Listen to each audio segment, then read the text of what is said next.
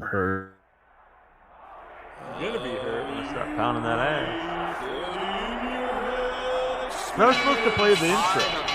Mine's the intro now. Chew bubblegum and kick ass. Oh man, I was supposed to play the intro. Why were you talking over the intro? Is it not playing or is it playing? It was playing, yeah, but It I could was? hear you. Yeah. Oh, I couldn't see it.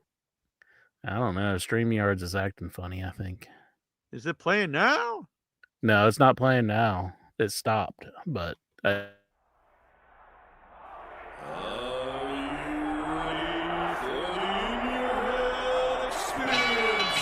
have come here to chew bubblegum and kick ass. And I'm all out of bubblegum. If you want to be a wise guy, you can do it anyway. If you want to be a strong man, you can do it anyway. If you want to be an Indian chief, cowboy, you can do it in the ring. You can do it in the mall. The most electrifying line in sports entertainment today. If you smell what the Rock is cooking. Take me if you can. Survive if I let you. I'm figuring and thinking that nothing's gonna stop the Macho Man Randy Savage now. I'm the man. I'm the icon. And yes, you can't bow. I am God. The number one show on the net that leads to the best in your head like Goldberg Net. For the punks and the perverts, this is not a work with Terry Funk and Knox Baker. Check Isman and Barbie, they got the cheap heat, so sit back and have a seat. They got questions from the fans, in your head to the band from Australia to Japan. Shake down the road, old shit, man. Back stroke up the Mississippi.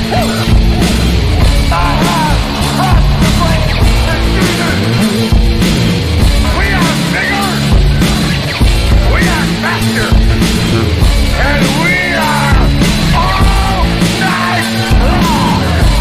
All you idiots, punks, perverts, and fools, be sure and tune in and listen to this show. www.inyourheadonline.com.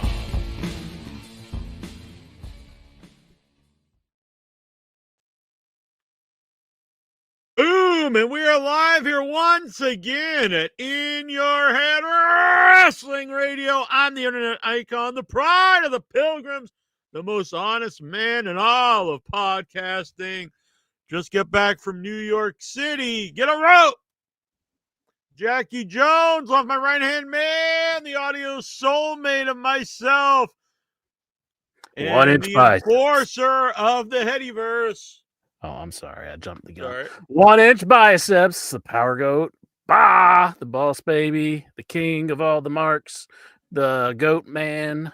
I am the goat man, the power goat. Bah, how about that?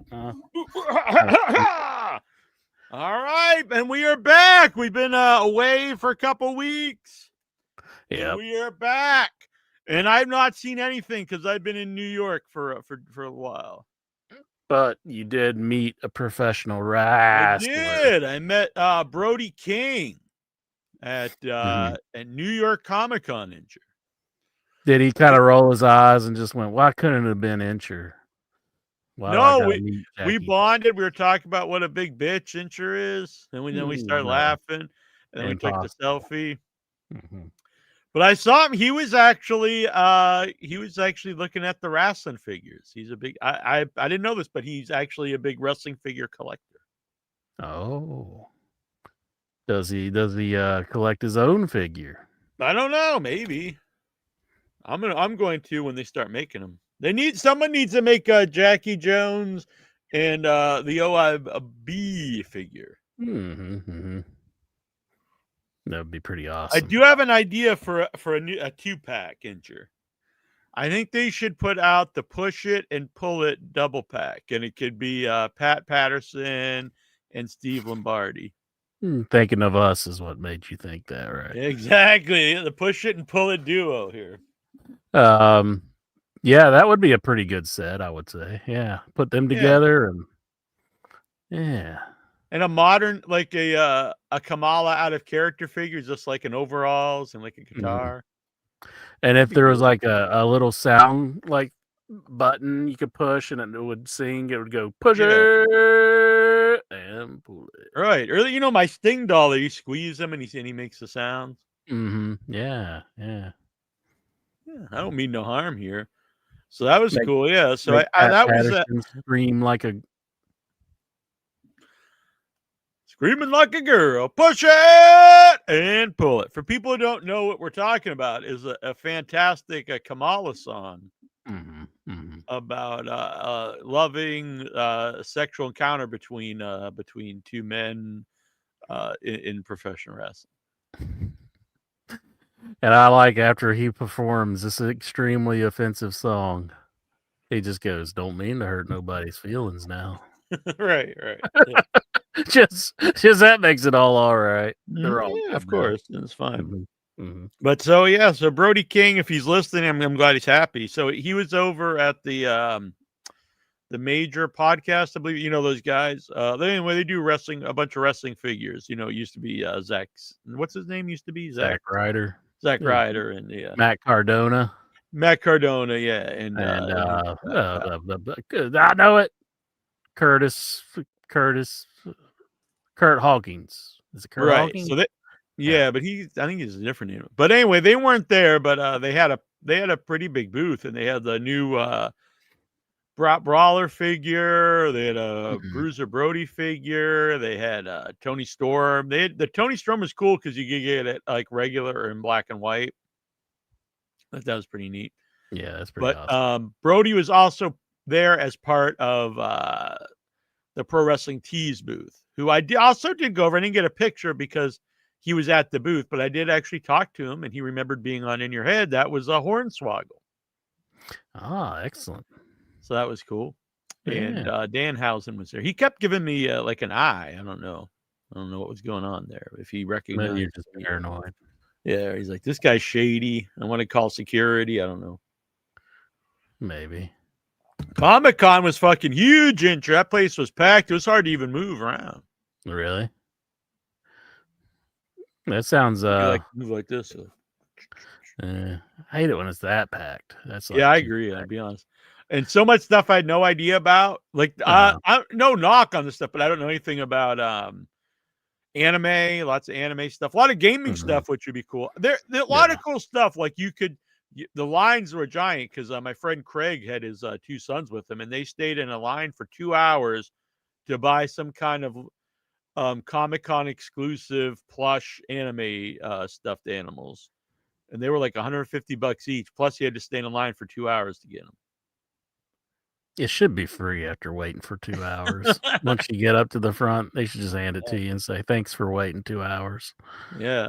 That sounds awful. Like, it takes that long to sell an item? And what they were saying was they wouldn't even let you stand in line at time. They kept going back, but there was already too many people in line, so they told you to keep coming back. And eventually they got there and let them get in the line, and then you had to wait 2 hours while you're in that line. You had to wait to get in a line that's 2 hours wait time. That sounds awful. Yeah, it's nuts. Neko, that was probably my favorite thing was the Neko booth. So I was looking at all the new horror movie action figures coming out. That was cool. Bloomhouse booth was there. That was cool. Again, they had a free photo. No, Bloomhouse had a line too, but it was a free photo op. So they had like rooms, one made to look like Black Phone 2, like their new it was like 4 or 5 new horror movies. And now that was cool though, because it was free. So I could see waiting in line to take a free photo. I didn't, but I could see doing that. I don't know, just a lot of wild stuff, a lot of D&D stuff, which was cool. I guess D&D's come back. But so they had one section's all the celebrities, and the lines for those people were just insane. But they had people like Sigourney Weaver and stuff there. And then I was mostly in the vendor area, and then the panel area, which was also huge, which I was happy about. I've done lots of panels, but never one in front of that big of an audience. So It was honestly a very cool experience, and I thank Craig Lindbergh, my friend, for hooking that up, making me part of that. The Most makeup, definitely. madmen, monsters, and those that make them. Did you have a, did you do a panel? Yeah, I was in that panel. You did, you were hosting it, or Yeah, were I you hosted just that panel. okay? That's pretty sweet. Mhm. Was it intimidating? Did you crap your pants? It was a lot. It was packed. It was a lot of people, and then I also had to man the computer to pop up photos, and it didn't work at first. So I used my comic genius to make some jokes. So that was fun. But no, it was good. It was a couple people that I'm friends with. Craig Lindbergh, who I've been friends with for a while, and he's gonna help on Arbor Day. He's effects. He's done a lot of effects for like some indie movies. I know, like Slime City Massacre, and he's working on Arbor Day. He's also done like bigger stuff like American what's name American Horror Story. And he's a makeup artist on Saturday Night Live. He does, the makeup for like puts on fake noses and that kind of stuff. Yeah. And so we met. He was going to bring us backstage, but it was a busy show, so they couldn't bring in guests. But we did meet him at Rockefeller Center, so that was cool before SNL went live. Jeremy Sellenfriend, who's also does a lot of indie stuff, but he also has done the effects on the Smile movies, like all the monsters in Smile. And Rich Cressell, who I'd not met before, and he did the effects for Last Voyage of the Demeter, the Dracula movie, and a bunch of. And Michael Ladati, who I'd never met before, but I did have him on the podcast before, and he's like the personal makeup artist for Harrison Ford and Liam Neeson and a lot of big people. So. That's pretty awesome. Yeah. Melody K is here in the chat, and I met my good friend for the first time, Melody K. She was in Camp Nowhere, 1994, and The Never Ending Story 3 with Jack Black. And then she took a break to raise her children, and then she has just come back to acting, and she was in the really cool monster movie by my buddy Adam Newman out of Maine, Round the Decay. And Melody K was in Round the Decay. And so that was her return to acting. And the first time she was ever interviewed was by Nasty Neil. And so that was fun. And got to meet her in person. She was in New York. And we did a fun interview out in the city. And congratulations, she's cancer free. She was diagnosed with stage 4 liver cancer earlier this year. Oh my goodness! Now cancer free. So we love Melody, and we're going to incorporate her more into Without Your Head as a recurring part of the show. We like her a lot. But if she does not know, this is the pro wrestling show where me and Inch are going to wrestle. She's like, okay, I'm just which way's the door? But yeah, so I had a good time. I saw John Carpenter live. That was a really cool experience. He played the theme to all his big movies: Assault on Precinct 13, The Fog, Halloween, Big Trouble in Little China, In the Mouth of Madness, Prince of Darkness, The Thing, Christine. Maybe missing something there, but They Live. And so it was live, him on the keyboard, his son backup keyboard, he had a couple of guitarists and a drummer. Then they had like lights, and they had video of the movies in the background. So really wild, really cool. Yeah. And you know how he's usually like very miserable? Yes, John Carpenter. Mm-hmm. He actually had a big smile because I was like, I think this is something he actually enjoys doing, performing the music. Probably, yeah. I think we're on a little second delay there, is why it's a little hiccup there. You kind of locked up there for a second, but I think so. They that. Oh, okay. Well, it was a really bad storm because I had to stay an extra day because of the storm in New York, but it worked out fine. Saw Crispin Glover's new movie, met Crispin Glover. Crispin, really nice guy. He's been on the show a couple times, and he's going to be back on in November. So that was really cool to see him. Stayed with my friend Jimmy, who was he did a rap song for Psycho Ape 2 that I produced. He was in Our Man Funk, and he's going to do a song for Arbor Day. That was really fun. Oh, excellent. Good time all around. Hope we're all back together now, so in sync and everything. So All right. okay, I think so. Psycho Ape 2, Psycho Ape and Psycho Ape 2 will be playing October 27th to 28th at Clara's, a bar in New York City. So I was checking that out when I was out there as well. So if that works out, they may start doing like a weekly or monthly indie horror screening at that bar, which I may help with. Galgo13, he says, might go see John Carpenter's Prince of Darkness tomorrow in the theaters. Never seen it before. It's only played tomorrow as part of the Regal's Scream series in October. That one has a cameo from Alice Cooper. Maybe I'm spoiling it, but watch out for Alice Cooper in that one. So yeah, Prince of Darkness. I've watched it, but it's been a while since I've seen it. Yeah, it's funny you mentioned that because when he was doing the music for that, Jimmy wasn't really familiar, and I was like, "Oh, it's Prince of Darkness." And I was watching the visuals, and had not Dr. Donald Pleasance. And there's like some really wild scenes, like there's like a decapitation, and they put their head back on. And I was thinking, like, I saw this movie, I think, once when it first came out on VHS probably, and I remember not being that into it, but listening to the music, watching the visuals, I was like, I really should rewatch this. This looks pretty awesome. Maybe I have noticed like a lot of people really love it today, and I don't think it was one of the more popular John Carpenter movies at the time. It seems like John Carpenter's movies always hit really hard after like 20 years of being out, and then like people come back and are like, oh, this was a really good movie. Yeah, Melody. Yeah, you can definitely come on with me sometime. I was actually going to go on today with Stuttering John, but I slept till after 6 because I had to catch up on my sleep. I did not sleep at all yesterday, actually. I stayed up all night. We watched some silly films, and then I flew back home. But yeah, so Melody's I'm gonna drag her into the Dabbleverse here with Stuttering John. You might not want to go. I hear it's pretty questionable. Yeah, I was on Stuttering John for his birthday party last weekend. Sure, it was his 60th birthday. Oh yeah, awesome. That was a fun time, and John had very a lot to drink, and then it's been clipped. You don't say. Yeah, it's been clipped like forever. They're still clipping it. Yeah, you'll get that.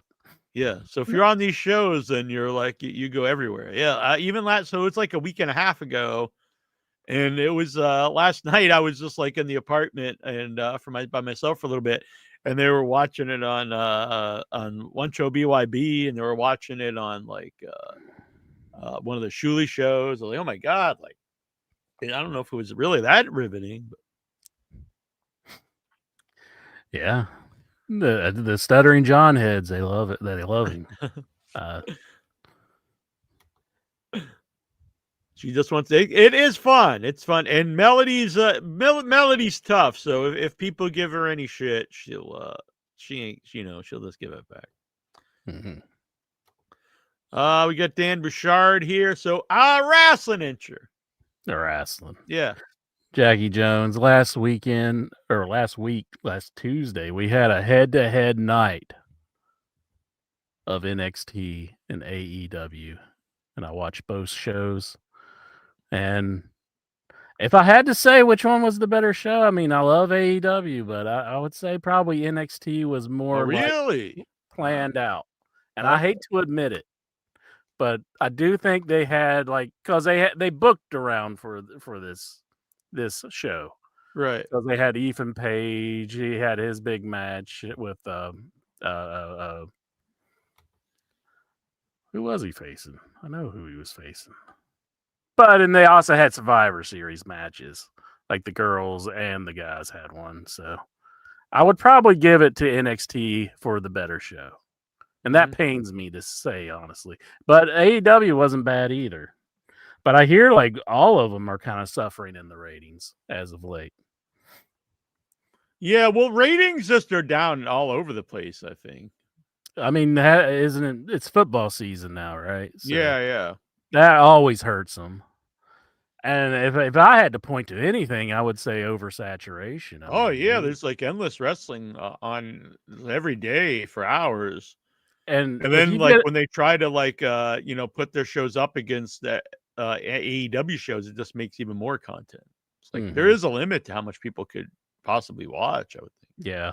I've seen a real backlash actually too, because for the last couple of years, like the IWC has been really pro WWE and anti AEW, but I've seen a real backlash just scrolling on social media, because like it's weird because a lot of the fans, it seems, on social media they're swayed by the ratings. So when AEW doesn't do well, then they think it completely sucks. And now I guess SmackDown at its lowest ratings in 4 years, and they're all like, "Oh yeah, WWE sucks." And I've seen a lot of people turn on Cody Rhodes, which would probably make you happy. That makes me very happy. I like it when people turn on Cody Rhodes because he's not a very good person, honestly. I mean, he's an awful friend. I mean, you're friends with somebody and you're like, well, I'm just going to go join the other company now when times get rough and people start booing you. I mean, how is that a good thing? So screw Cody Rhodes. Screw him. Damn, you're really going hard on the Cody. I thought he was your boy. No, that would be incorrect.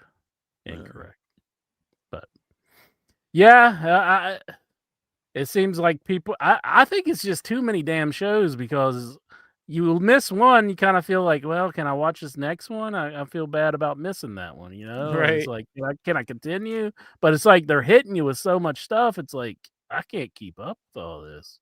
It's hard for me to watch it all. Yeah, it's just so much stuff. It's 3 hours of Raw, and then there's how long is NXT? About 2 hours average now on Netflix. So around close to 2. Yeah, it's literally every night, because you've got hours of WWE with Raw and SmackDown, and then like they have a special events quite often. There was a PLE this weekend for over in Australia. They had the Crown Jewel, Jack. The Crown.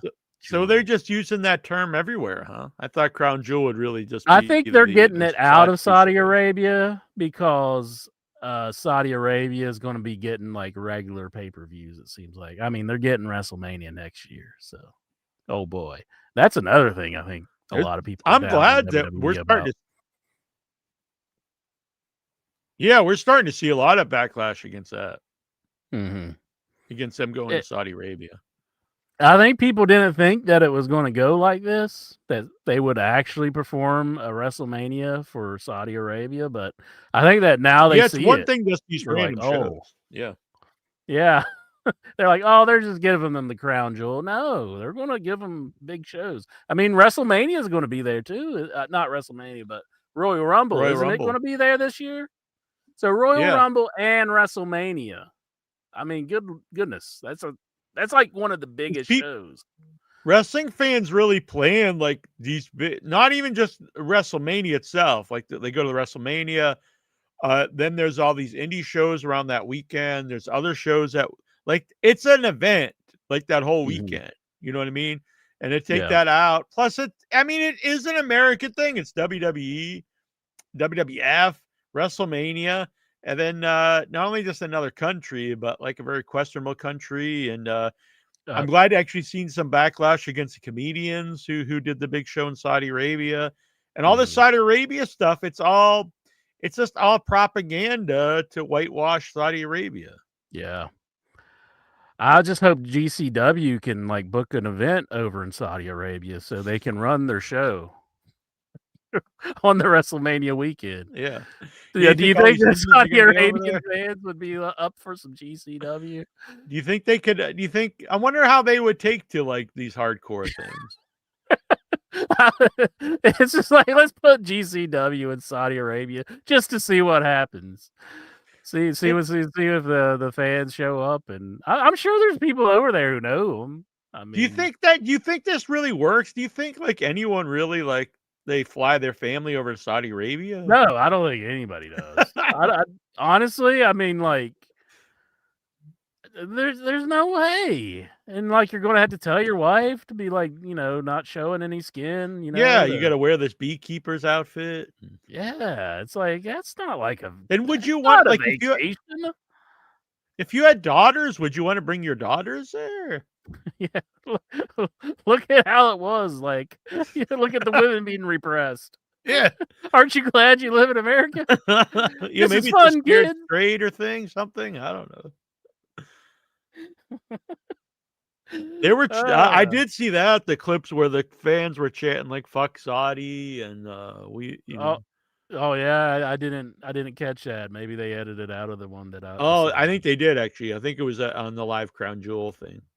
Ah, well. Oh, it that's was it cool. was at the press conference. Oh, I didn't watch the press conference, but good on you, Australia. Good on you, because I mean, I just it's just so depressing that this is who's running WWE nowadays. Yeah, I thought WWE would get a lot better without Vince, but it did for a while. But Yeah, it's like I don't even think creatively it's very good. it's pretty like with boring whenever Vince watching. is the devil that we knew. It's like, well, what about the people that's running it now? They seem even more money hungry. It's like, Yeah, what they're are they really up money to? obsessed. It's like literally anything as long as it makes money. And they'll fire people that are pregnant and like Yeah, they fired Kylie Ray.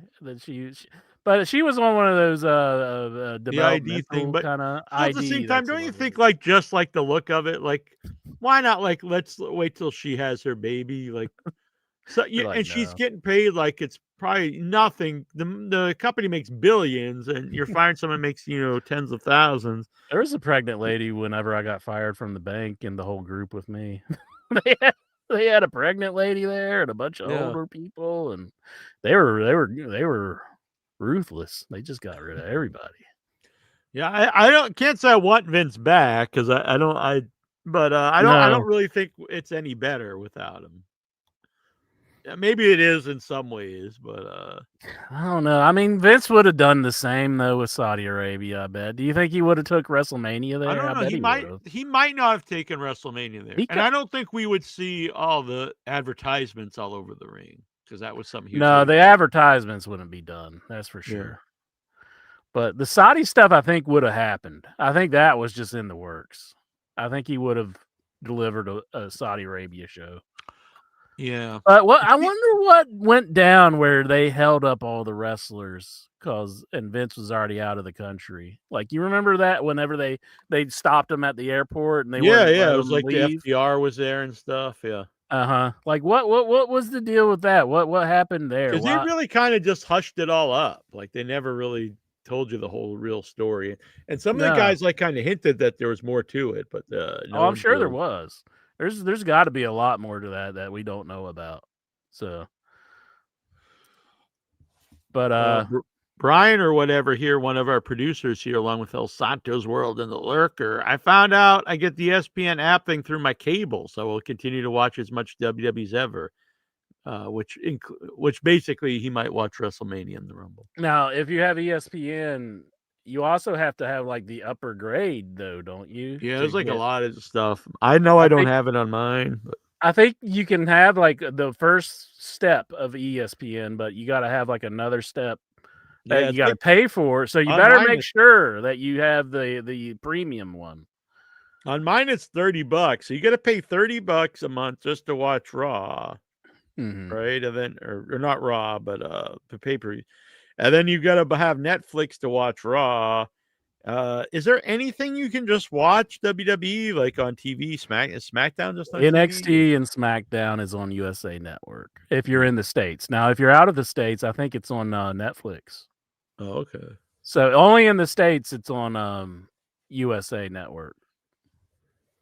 Yeah. And now they got Braun Strowman doing a show where he's eating everything in a restaurant. And Braun Strowman's not even with WWE right now, from my understanding. No. But they're allowing him to use the name. So I think that's them throwing USA a bone for like leaving all of their programming. Right. Yeah. But I'm down All with right. watching Braun Melody, Strowman eat everything. we'll see you, Melody. We'll be back live Thursday for Without Your Head. Mm-hmm. Well, I will, because I work Thursday nights, but I got to go to work. No clown party for me. I can't get down with the clown. God.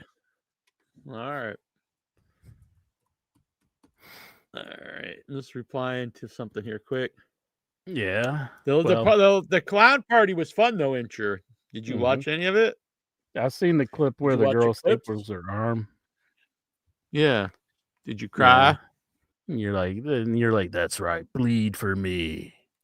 Bleed for me. That's how I do. That's how I am, Incher. Mm-hmm.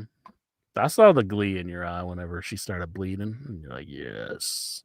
Do you think that's really a problem, though? Don't you think that's how you should be? Well, when you start talking about like a blood orgy and everything, I thought it doesn't need to go that far. Have you ever been part of a blood orgy? No. That's some Vince McMahon stuff or something. I don't know. Oh, you can join us. We're going to have blood orgy month in December.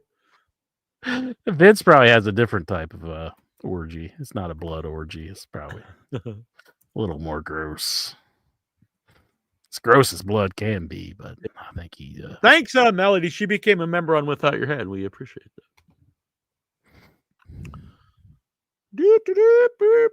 So, yeah, what else was on the Wrestling Inch, man? Well, I did attend the AEW show, Collision, and I was there live, and it was a fun time.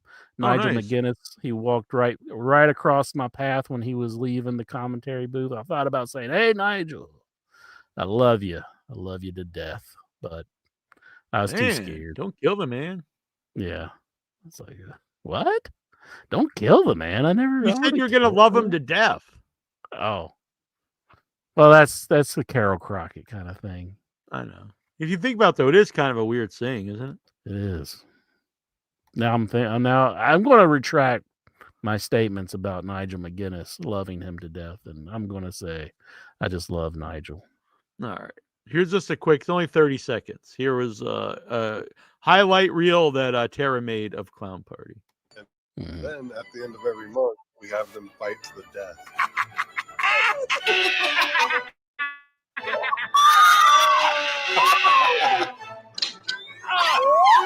Damn, yeah, Tara's good. Thank you.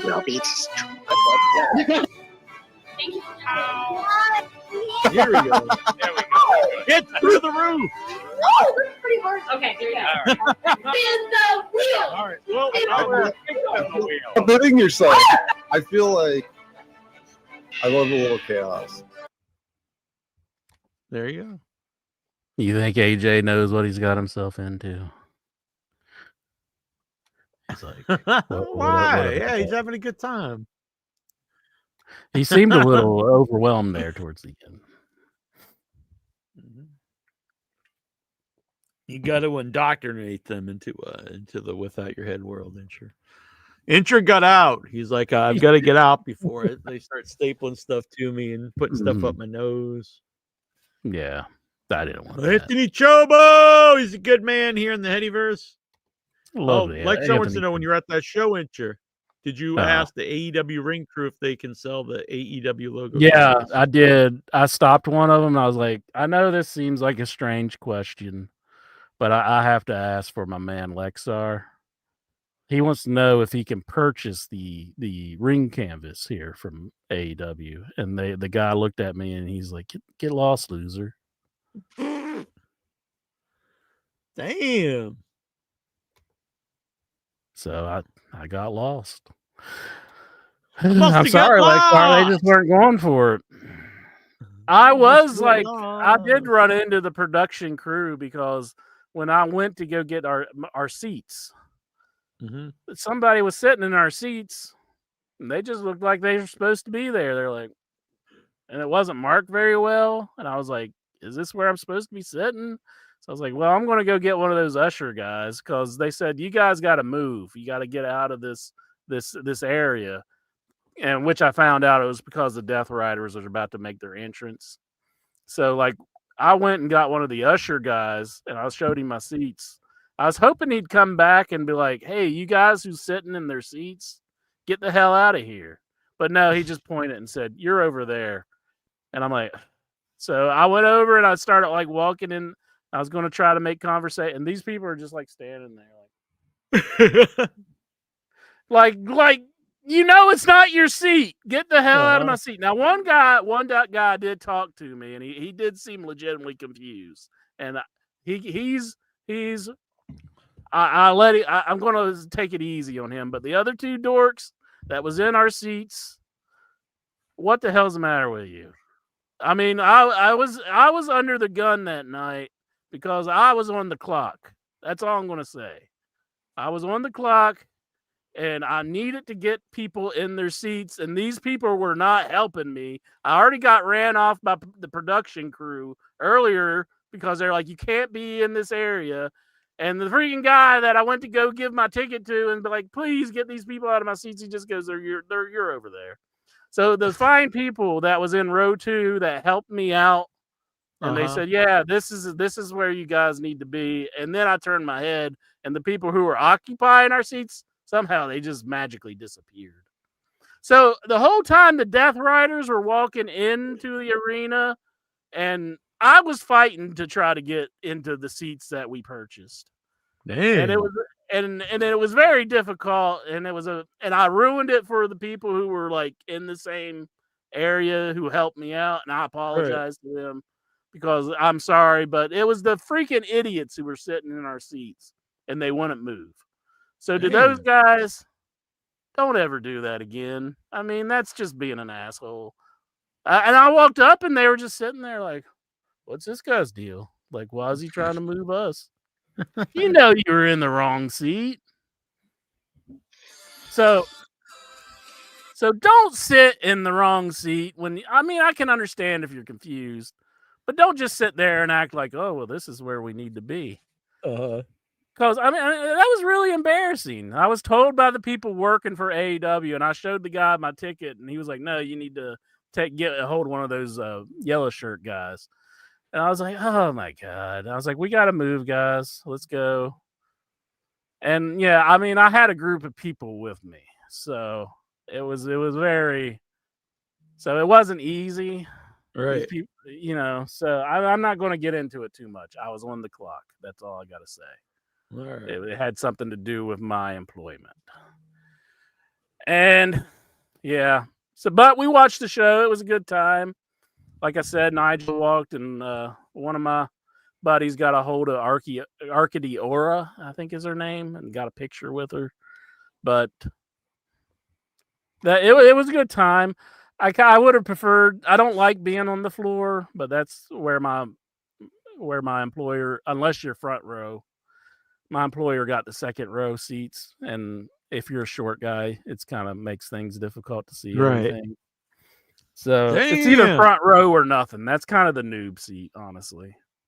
Yeah, I agree. Especially when you're if on the you're short. floor, yeah, I agree. When you're on the floor, it's the front row, or like especially if you're like third row or beyond, like it's kind of. I'd rather sit in the whatever they call it. Like you can't really even see over the ring. Like, whenever they're doing moves on the other side, you can't even see that, Mm-hmm. Yeah, it's kind of like when you're in front row in a movie theater. Mm-hmm. You gotta sit up. It's like you can't see the whole picture because you're so close to the picture. Right. So I would have preferred to have been back a little bit, but it really wasn't up to me. I lost money on my ticket that I purchased for myself, but I just look at it like, hey, I donated that to AEW, so I'm a supporter of AEW. So there you go. But I did try to give it to a coworker, but they ended up not going anyhow. So I basically wasted that money. Damn. And I worked for free, essentially, if you think about it. So damn. I was a little I don't know. I'm not going to get into it, but Oh, well, I'm sorry, Inchman. I did enjoy that. The people I was with enjoyed it. So. Right, that's good. Yeah, I have to admit, I'm still pretty beat from being away for a while and not getting. When did you just get back in? Yeah, today. Yeah, I was supposed to come in yesterday. There was a big storm, and so I had the option to reschedule or else probably be at the airport for a long time while they delayed the flight. So I just opted to take the flight out the next day. So I flew home this morning, and so I'm well. I just think the internet wrestling community really needs to take it easy because there's a man out there who's being persecuted by the IWC, and that is no other than The Undertaker. Really? He does not have any stroke whatsoever within the WWE. None. He can't get Michelle McCool at these shows. It is all done by her own talents. She is getting on to the LFG show. She got it done. She was such a good podcaster that she got onto the podcast all on her own. Yeah, merit. and fans love it that she's on there with they think it really adds a lot. They love it. They're like, hell yeah, Michelle McCool. Yeah, they're like, we don't want to hear about wrestling stories from Undertaker. We want to hear about, him at home with his wife. So I bought the Cheetos, and I was sitting down on the couch, and I was like, do you want some of these Cheetos, Michelle? And she was like, yeah, honey, I would love some of the Cheetos. And then she started eating Cheetos. Like, these Cheetos, this whole bag is about to rest in peace. You think when the cover to the trash can pops open, it's like, yeah, it's got the dawn. Diggy nose. Resting Cheetos. That doesn't really work too much. I need to think of I heard this is true. Michelle McCool taught me in intro how to podcast. Yep. 100%. I was like, I don't know what to do here, Jack. Well, do I talk into this camera here? Yeah, I had my face against the floor, just laying down, planking. But yeah, she taught us everything. So I sent the link out there if you'd like to join us. I know it's a little early in the show to do that. Do you think that The Undertaker has no pull within the WWE confines and he's being persecuted Of course right now? not. Of course, yeah. It's all it's Michelle McCool's world. I do kind of feel for him, honestly, because it's like he's got to do what he's got to do for the marriage. And from what I hear, people really hate her on the podcast because it went from Undertaker telling road stories and stuff to just I don't envy this man's spot right now, honestly. I mean, it'd be nice to have all the Undertaker cash that he probably has that he earned over the years. But right now, the relationship status, not so much. That's got to be rough. Oh, sorry, buddy.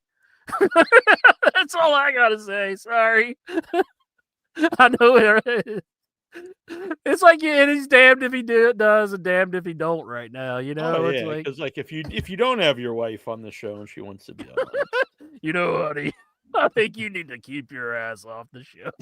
That's got to go over real well.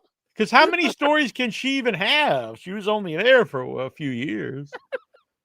And I heard apparently Undertaker was around for decades. Yeah. Hey, I hear that she gets really mad whenever people bring up that she only got it because she's the Undertaker's wife. Anthony Chobo, are you a big fan of Michelle McCool? Yes, I am. I'm a big fan of The Undertaker. Yeah. I knew you would. Yep. Undertaker, I think he was on the Wendy's diet. How's New York, buddy?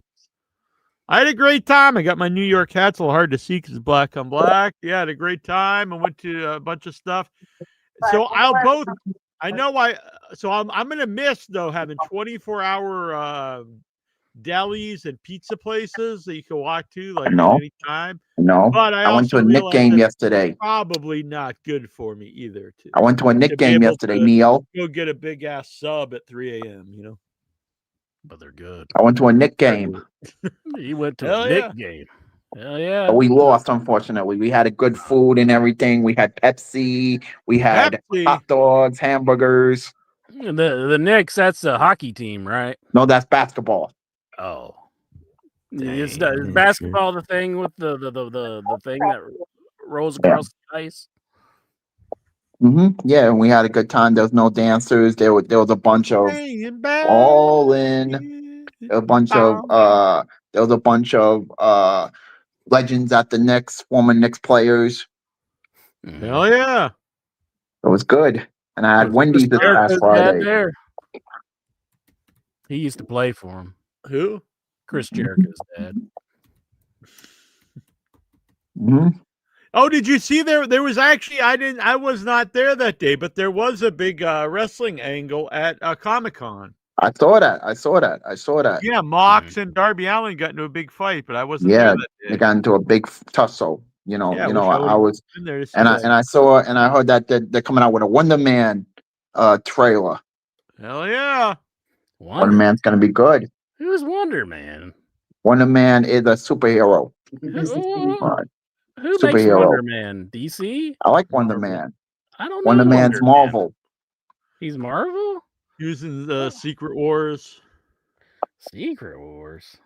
Yeah, it's a big comic book. Like when I was Must be a kid, big like, secret because I've never heard of him. Wonder Man. It was big. Wonder Man's hot. I like Wonder Man. There's like Only thing Wonder about getting the Woman who's t-shirt. like the well-known one. Did Marvel just take him just because they're like, yeah, let's get DC on one? We got Wonder Man. Both did I that want a to get the lot. green and red. Yep, Wonder Man shirt. Is this Wonder Man? Is that Yes, Wonder that Man? is Wonder Man.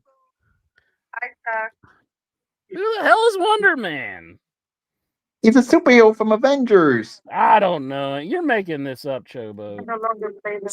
So Neil, I was Wait at for the Nick Wendy game to come. yesterday. You should have seen the Hell pictures yeah. on Instagram. Nice. See, we got it live. You went, Live and uncut. did you buy Who's a playing Wonder jersey? Man? What? I didn't buy a jersey. No. I'm at 001. Are you listening to the show or something in the background? No, I'm listening to Wonder Woman. Nice. I like Wonder Woman. I took a picture with Wonder That's Woman the one time at wonder New I York like to Comic wonder Con. about. Intra's jacking off right now. Yaha Abdul Mateen II is playing Wonder Man. Yes, the guy from Abdul Aquaman. Latif. Is he from Saudi Arabia? Yeah, No, he's American. He's American. Candyman. Okay, cool. He He played played Candyman. Candyman? He played in Watchmen. He played in Aquaman. He plays a lot of mans, don't he? Yeah. Yeah, that's all he does. He's Candyman, Wonder Man, Aquaman. Can't wait to get the green and red shirt. So I'm doing good and everything. I'm doing fine. I had a good week. I saw Smashing Machine. I love Wonder Smashing Man. Machine. So first That's of all, him. people, wrestling fans out there, they don't know the difference between this movie sucks or people hate this movie and the movie. I didn't enjoyed do it. well I in enjoyed theater. Smashing Yeah, Machine. I thought it was The Rock's best performance. I think by miles it was his best performance. The movie's great. Let me tell you Very something. accurate to the documentary of the same name. And because people didn't see it at the box office, that has nothing to do if the movie's good. Oh yeah. And let me tell you, it did better than Tron. Tron sucked. Yeah, I don't know if I've ever really liked any Tron movies. I think about it. Like Yeah, Tron, Second one, all I right. didn't really think was that Yep. great. Legacy was all right, I thought. Nah. I'm going to see Tron tomorrow. I'm going to see Tron on my app, and then I want to see Shelby Oaks.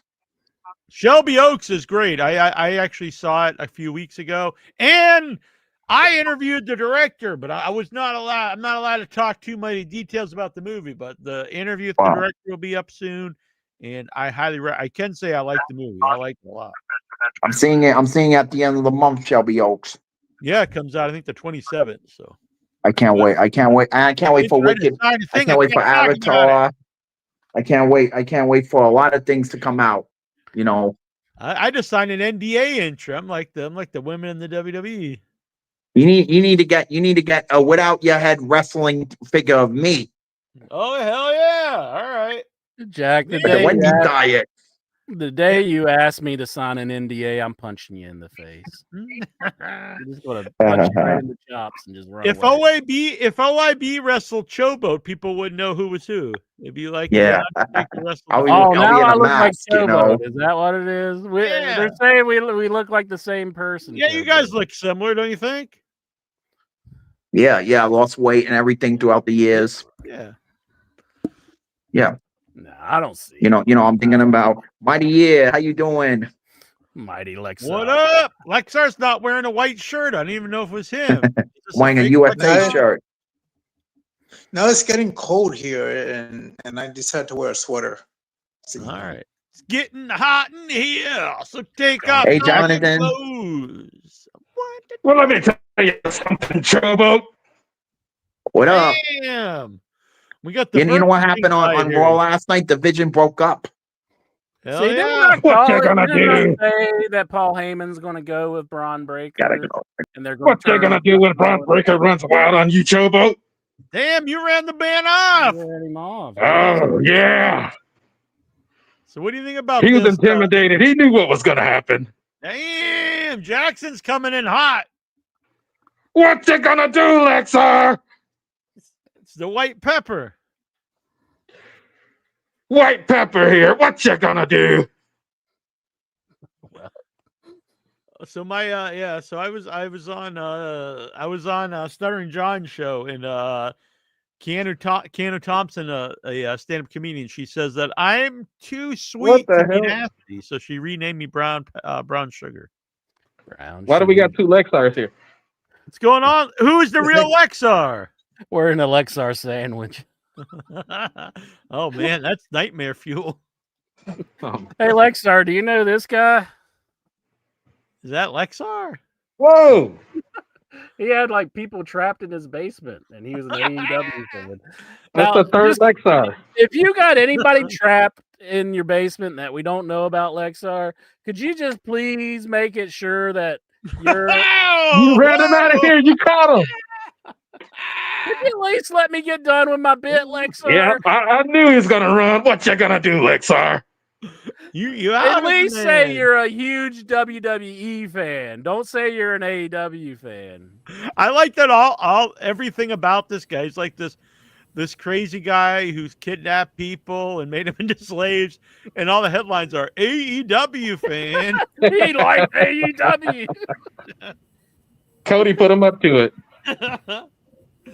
Now, if you saw this guy out at like a wrestling event, would you be like, "Hey, that looks like a dangerous dude there"? Like, but apparently he was. Yes, I'd be like, he looks like a dangerous dude. About anybody wrestling. I don't know. He kind of looks like somebody Now, who might have listened to the show. He's got Dahmer vibes. Maybe it is. Well, Maybe it's one of the apparently, I callers mean, who called those in vibes before, would be maybe. accurate, Jonathan. You think he's called Now into the let's show? reverse that. Mm-hmm. If you were kidnapped and held as a slave in someone's basement for 12 years, would you stop and think, "Hey, this guy really looks like a big AEW fan"? No. Did he like force him to watch AEW? He's like, yeah, we're watching AEW. You're like, please turn on Dave WWE. Meltzer gave this match 7 stars. Look at this. He's practicing moves on him. Like, I don't understand it. Like, why is the only thing they're pointing out is he's an AEW fan? Yeah, I think the bigger thing is, he held people captive in his house. Nah, the AEW thing is the only thing that matters. They're like fighting with their chains, trying to get loose from the basement, and he's like, Yeah, "Wait they a don't minute, say it's watch AEW you time. I gotta go." It's like, you be good and let me watch AEW Dynamite. Was he some relation to? This Ed Gein show started. They're not like big McDonald's fan, Ed Gein. That'll be his next gimmick. It puts the AEW on its skin, or it gets the O's again. Wear the AEW shirt. Big NFL fan John Wayne Gacy killed. I'll ask if he watches TNA. Mm-hmm. Yeah, that would have been nice if he watched TNA. He's got to watch like WWE and everything. You know, though, the Flex, only brand he watches is AEW. Well, Incher, forget AEW and WWE. If Lexar gets arrested, the headlines will be big in your head. Podcast fan, the mighty Lexar was found with 20 bodies in his closet. It probably would have hurt us though. It probably helped more than anything. Honestly, we probably get some good hits. 20 bodies won't fit in my closet. It's very small. Yep, he can only do 15. How many bodies have you had in your closet at once? None. Oh. What you If I had to, probably 5. Damn. Stacked up in 5s if they were true. Well, we heard it here first. I like Dan's suggestion here in the chat room. That's pretty good. Escape from the basement match. They need to do that on AEW. Hell yeah. If they do that, is that insensitive? Like, nah, that's fine. Who's like the markiest guy that they can get to be like the black phone dude of the basement? Like, he's like holding them down there. Yeah. Huh? Yeah, the grabber is the killer in Black. Oh yeah. Like who can they get to play that part? Like probably Evil Uno would be good if he took his mask that's off. good. That's true, honestly. Yeah, I could see him doing that. Yeah, like just Probably don't tell kinda him it's used to the Evil guy. Uno. Yeah. You know? Maybe they could Like, it's evil dogs. They should repackage Evil Uno as like some kind of kidnapper character. That would be convincing, I think. Maybe you could kidnap like a -1. I mean, we haven't seen him for a while, so Maybe, man, that's what happened to him. He's locked up in Evil Uno's basement. Oh, this is a good one, though. Golgo says, big CBS sports fan. That's what they'll say when Lexar gets arrested. damn. That's the only thing they point out. He loves CBS Sports. If you do, go on. And I don't watch much CBS Sports, actually. I don't watch sports that much either. So were you at like a CBS thing, and did you just look at him and say, "Can you give me that?" And they gave it to you? Back in the 90s, when I watched, I'm a casual fan of sports. I'm a casual. That's a key word. I just watch it and just like put a random game on. And there's a college football game or basketball game. And I see the sports banner that's yellow and blue right here, like this one. And I was thinking, maybe I should get it. And I just like got out of the blue, like press it on eBay, look for it. Oh, I just want to go to Ford, and boom, and there it is. Yeah. Booyah! So I'm sorry I couldn't come through for you and get you an AEW mat. Sorry, Lexar. Hey, he didn't try hard enough. I did, Jonathan. I tried pretty hard. I was like, come on, man. It's for Lexar. And they're like, get the hell out of here and get out of our aisle, too. The Death Riders are about to come in. And I'm like, well, you should have told him how many bodies you had in the closet. Was it cool really that nasty towards you, Venture? Jeez. They said, you're a loser, Incher. We know who you are. You and your little podcast. Oh, they knew you well then, huh? Yeah, they're like you and your little podcast and that Jackie Jones. He's not so bad, but that 1-inch bicep. Oh, yeah. I like these guys. Yeah, when I met... And we wouldn't sell anything to you. We won't even let you buy anything from the merchandise stand. Damn. Maybe they confused you with Bearded Incher. Damn. I think that's what it was. I mean, when I met Brody King, he just started telling me what a big bitch Incher was. That was his opening of his conversation.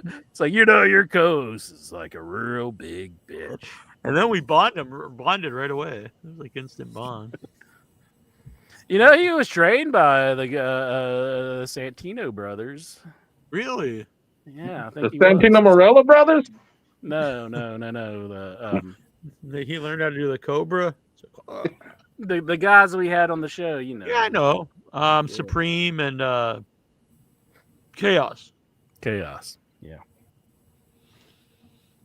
Excuse me. He may be aware of you. He may be. Maybe. Once I think we should all make a pact that if any of us get arrested for a horrendous crime that's going to get on the news, we should mention In Your Head to help the podcast. Just say, yeah, they told me to do it. Everyone, pinky swear, everybody. I don't know if we should do this. Hell yeah. I don't know, Lexar. This is what I think of that. Whoa! You made Jonathan Jackson leave. Damn, I haven't talked to Jackson for weeks. I was all excited he's here, and then he's getting the hell out of here. Damn. He's probably going to go commit a crime. And you know what? That bitch, he probably won't even mention In Your Head after he gets arrested. We're going to see, Jonathan Jackson committed this horrendous crime, is on a big crime spree, and the bitch won't even have the forethought, won't even be nice enough to mention In Your Head.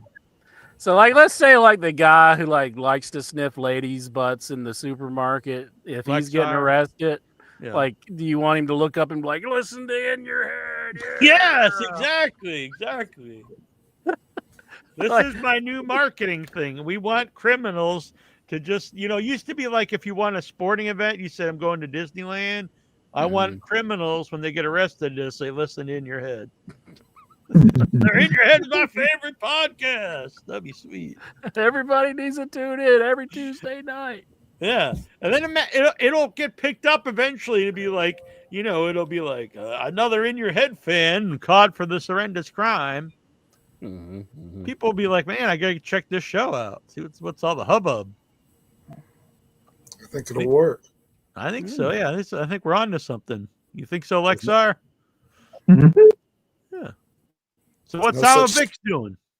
Thing is bad name recognition. Exactly. Yeah, look how it's done well for Jared Fogle. Do you think that the guy who shot that healthcare CEO should listen to In Your Head? Yeah, if Luigi would have if Luigi would have yelled In Your Head after it happened. Yeah. When he got arrested, he was yelling on cylinders. He should say, "I listen to In Your Head" and all that stuff. Yeah, he should have put it in his. Yeah, he's so busy about pushing his little agenda. All he had to do was say, "Listen to In Your Head." I mean, geez. Yeah, exactly.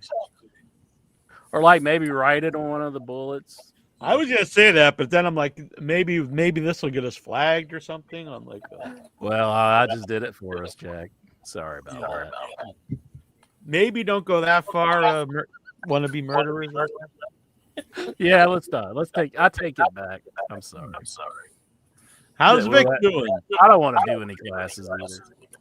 Yeah, I haven't watched a lot of wrestling this week other than replays. So, because I wasn't going to get up at 7 o'clock. Wasn't going to get up at 7 o'clock and watch Crown Jewel. So, yeah, that was insane. It was 8 o'clock in the morning. You got to go watch Crown Jewel in Australia. So, you think that's hard on the performers? It's I got to go do a show when it would normally be 8 o'clock in the morning for me. I think their bodies are adjusted. You gotta suck it up, bitches. That's what I say. Yeah, Roman Reigns was the curtain jerker. He started out the show. They don't protect their real big stars that well. He's the main guy for years. And now he's lost a few. I know they made a big deal about it, I guess, but I would save his losses for a real a main event at WrestleMania. Yeah, not at the opening match of a show in Australia. Yeah, that was pretty lame. So, and I'm a fan of the man. Who the hell was he facing? I can't even remember. Was it Braun Breaker? No, he was facing Bronson Reed. Bronson Reed, that's right. Yeah, don't lose to that. Got a clean pin on him. I'm a fan of Bronson Reed, but that should be a bigger platform, is what I'm saying, though. Yeah, Bronson Reed. I like Bronson Reed. But I think they're going to really I've been saying this for years to go with Braun Breaker, and I think they will now since they had him turn on on Rollins. I definitely think he's a star.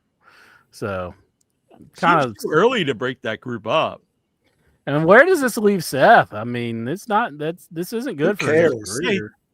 I'm not crazy about him either. Seriously, who cares? I mean, I know he's been there forever, but it's like it doesn't do him any good. That seems like a bad decision. Yeah, now I assume he'll just be a good guy again.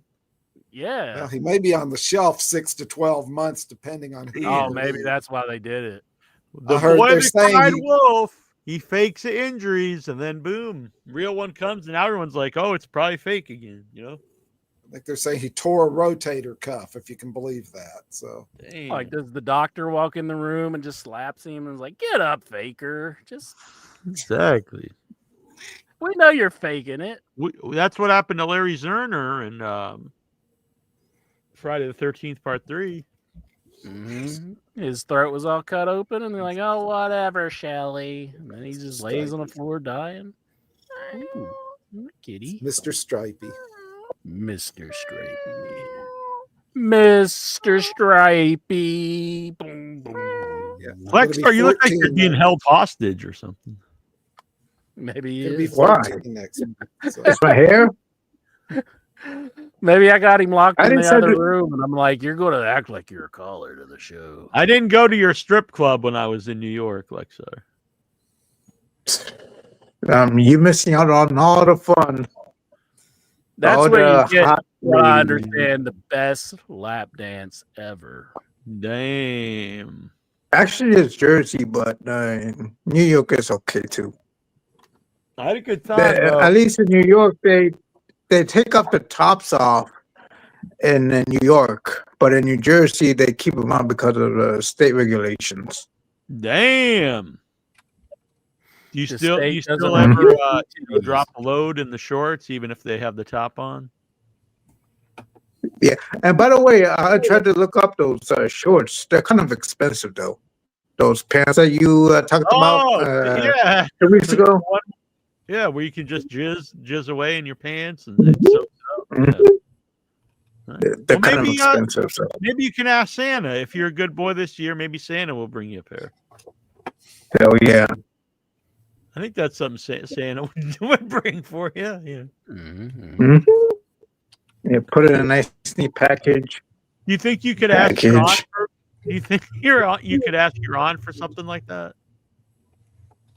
My aunt doesn't know I go to strip clubs. None of my family's members Just do. tell her like you need them for some other reason, like you've got like a bedwetting problem and you piss yourself all the time or something. I haven't wet my bed since I was like 4 years old. Yeah, You know that YouTube is now translating everything we say, and it can translate it for your aunt and your mom's now. Hell yeah! So like everything that you say, like they don't know I'm going to the strip club. It can be right there. What do you think about that, Lexar? I don't think my mom listens to In Your Head, but she's a huge fan of Incher's laugh, though. Damn! The way he laughs, the way you laugh, Incher, got her turn on. So. Whoa! Damn, it's getting Lexar's mom all hot and bothered, ain't you? So if I just go outside of your door and just start like, in the hallway, and I'm like, I just do my laugh, your mom would instantly open the door. Now you have to do like that. Oh wait. You have to do it sound like that. What's your biggest turn on, Lexar? On There you go. Geraldine on the thing, and the other females showing up there. I knew he would say that. I asked Geraldine to In come Your Head out. needs more women. 6 hours away, I guess, from Buffalo. Yeah, it's quite a long commute. It's a big state, New York. Not just the city. It's just the whole state. Yeah, is it took just a little while actually. very, Because I very was staying big. in Queens, it took a little while to get to New York City itself. But I had a good time. And I appreciate people worrying about me. They saw me at bars and I had cups and shot glasses, but all I drank was club soda. But I do appreciate that people were worried about me. They're corrupting you out there. They're like, come on, you don't want just club soda, Jones. We were at this one bar that, so the friend I was staying with, his friend owns this bar, and it's one we're setting up these movie streams for. So we were there. It was pretty late at night, like 2 a.m. And there was a guy from England there. And so he was nice, and we're talking and whatever. And then this giant dude next to me, he was only about my height, but he was just like a big, solid, like round muscle. He had fat, but also just muscle. Looked like a wrestler, honestly. And he was like, what? He's said like 5 like sentences. I was like, I have no idea what you're saying. And the English guy, he's like, oh, he's speaking Polish. And so he knew Polish. And then he's like, 4 shots tequila. And I was like, oh, I don't drink. 4 shots tequila. He was not having any of it. So I told the bartender, like, you put club soda. And he's like, yeah. And so we did a shot. And then he gave me this hug. And he was like, I was thinking like mice and men, like he was going to squeeze me to death. Like, he's like, oh, and he's like, I was like, seriously, like scared. He's like crushing me. Then he grabbed me and Jimmy together and hugged us both in. And we were like all sandwiched into this man. And we're like, we better get the hell out of here before this guy's any more to drink, the giant Polish guy.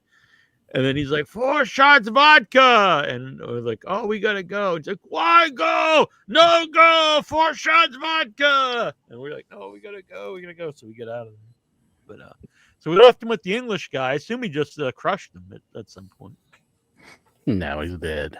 Yeah, it was fun though. But he was he was being nice. But man, if he was just going to take shots of every type of liquor there, I don't think I want to be around him too much longer.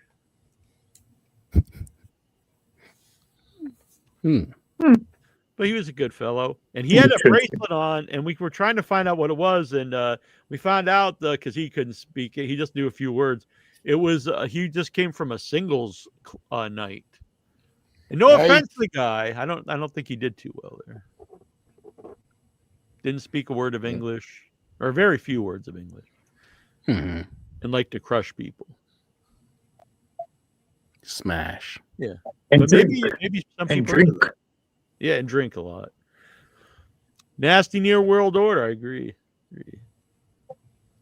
Very good work of late, Nasty Neil. In and out of the Dabbleverse. Well, thank you, Nate G. I appreciate that. Inch baby. Yes, sir. Let's see. What else is on your mind? Let's go around the horn here. Vic, do you have anything on your mind in the world of wrestling? No, just what I already said. Like, who cares about Seth Rollins? So, I agree. I know Incher was going to get he was going to start a wrestling sleeve, and it was going to be Cody, and then I think Seth was the next one. I'm not even a Seth fan, but I know, like, if I was like doing some armchair booking here, like, you can't just like have his group turn on him right now because it's not a good timing. But yeah, it's like they literally just started. Like, there was no like, they're not even really like a unit hardly at this point yet. Yeah, so not saying I'm a big Seth fan, but I was rooting for him to beat Cody, and I was glad that he did. So, congratulations to that. What's on your mind? Yeah, I didn't watch Crunchyroll either. I don't have an ESPN subscription, so I did watch what's on my TNA channel. So, and speaking of TNA, I thought Jack would went to Bound for Glory last Sunday because it was in his hometown of I wasn't here, Lowell, Massachusetts. Wasn't here. Yeah, but I thought he's in New York or so. Yeah, I know. All right. That's not my hometown either. Lowell. I don't live in Lowell. Much like you see, much like New York. If it's not like, okay, this happened in New York, like that I'm like right next door or something. Lowell's not very close to me. It's like hours away. Mm-hmm. Was it a good show though? Did you like it? Bound for Glory?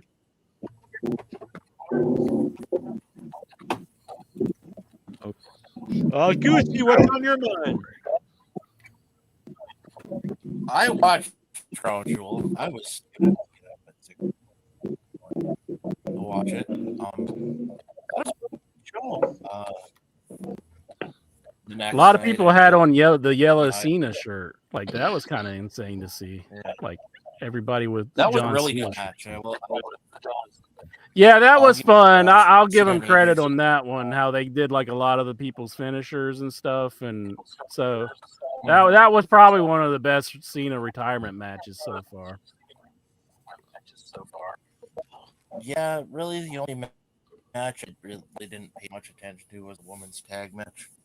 I mean, it's cool that Rhea got to wrestle in her own town, but I don't care.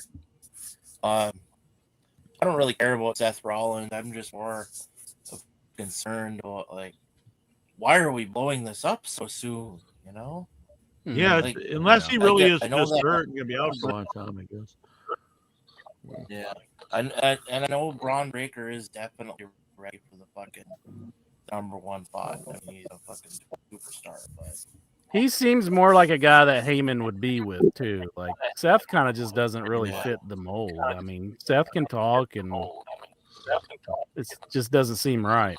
I just Braun's more of a Brock guy. This doesn't. I just hope this doesn't lead to fucking CM Punk turning heel and winning the title and being the new face of the Vision and all this shit that they're. I think the Vision will be new guys, honestly.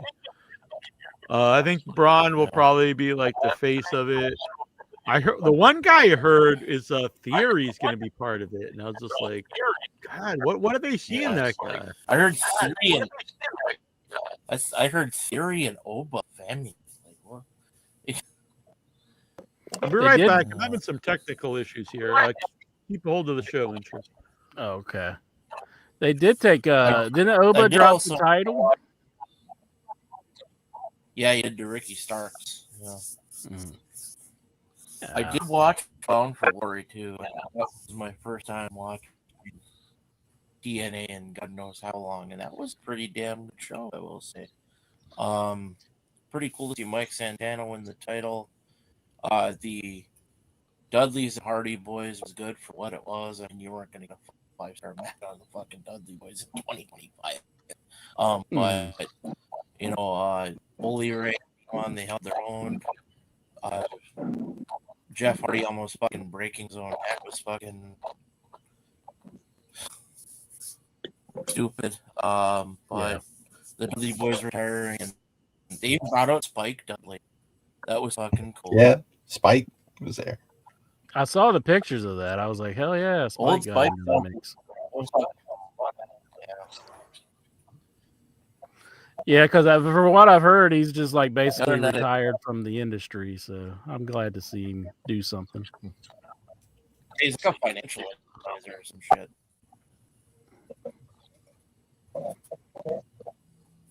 But he used to be a teacher, didn't he? Isn't that what they said in Beyond the Mat? That he used to be like a teacher back in the days before? Yeah. So it's like, damn, that's crazy. Spike Dudley as a teacher. Matt Striker was a teacher too. Yeah. Oh yeah, Matt Striker. Michelle McCool, I think too. Yeah, Michelle McCool. She did that. Now she spends her days harassing the Undertaker about why she's such a huge part of the industry.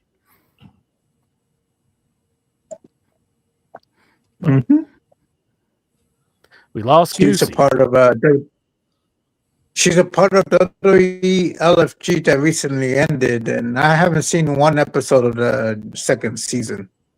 Man, I couldn't get into it. Like I was like so done with it on the first season. I'm not watching this again if it comes back for a second season. So in a way, I think Michelle McCool did Mickey James a favor by like taking her spot because that show sucks.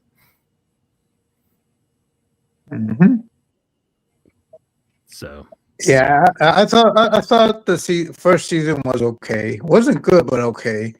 The second season, I just couldn't like care less. I couldn't like want to watch it. Mhm. I want to DVR it, but I keep forgetting. But I don't care. It's like I'm not missing anything.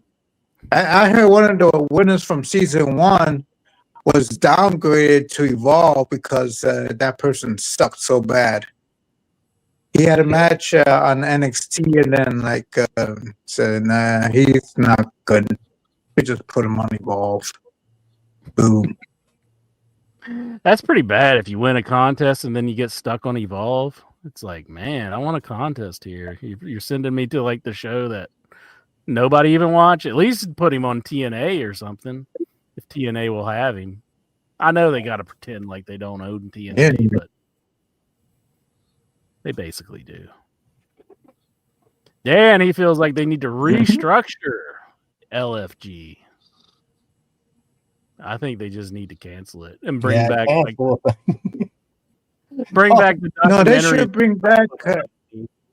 They should bring back the early days of NXT, like when it became a game show, like in the arenas.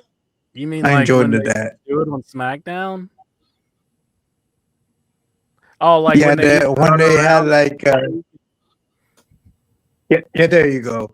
When they had to sell programs and like whichever superstar, I'm sorry, whichever didn't Titus superstar O'Neil sold drop- the most programs gets like points.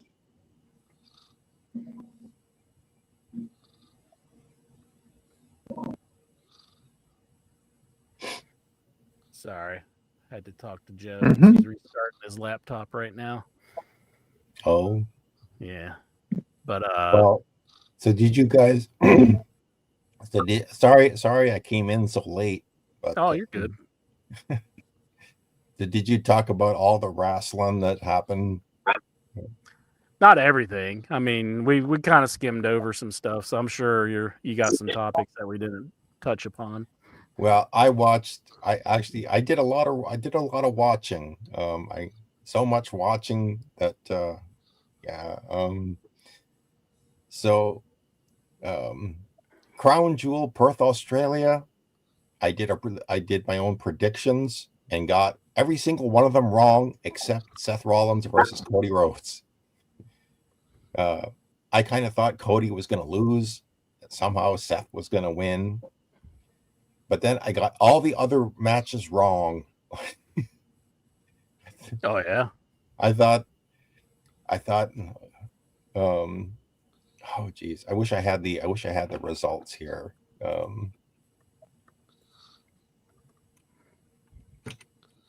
Let me just do a little.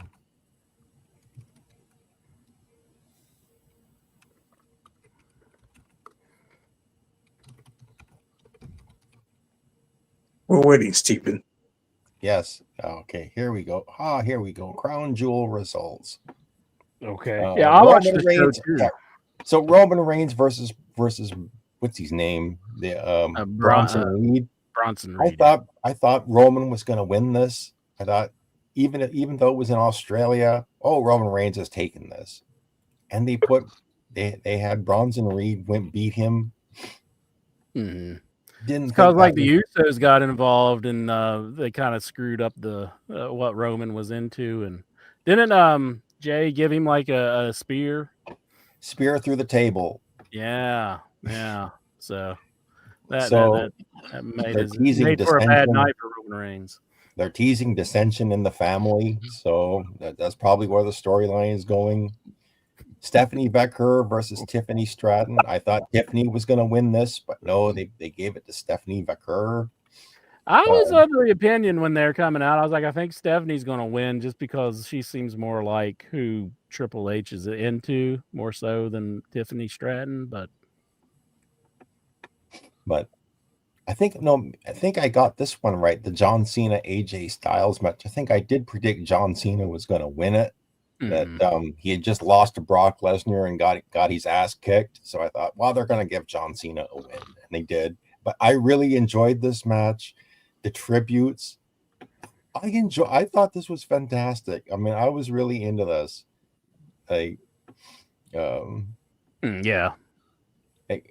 he was doing, like, they were doing, and they did very good tributes. Like, they were pulling off other guys' moves.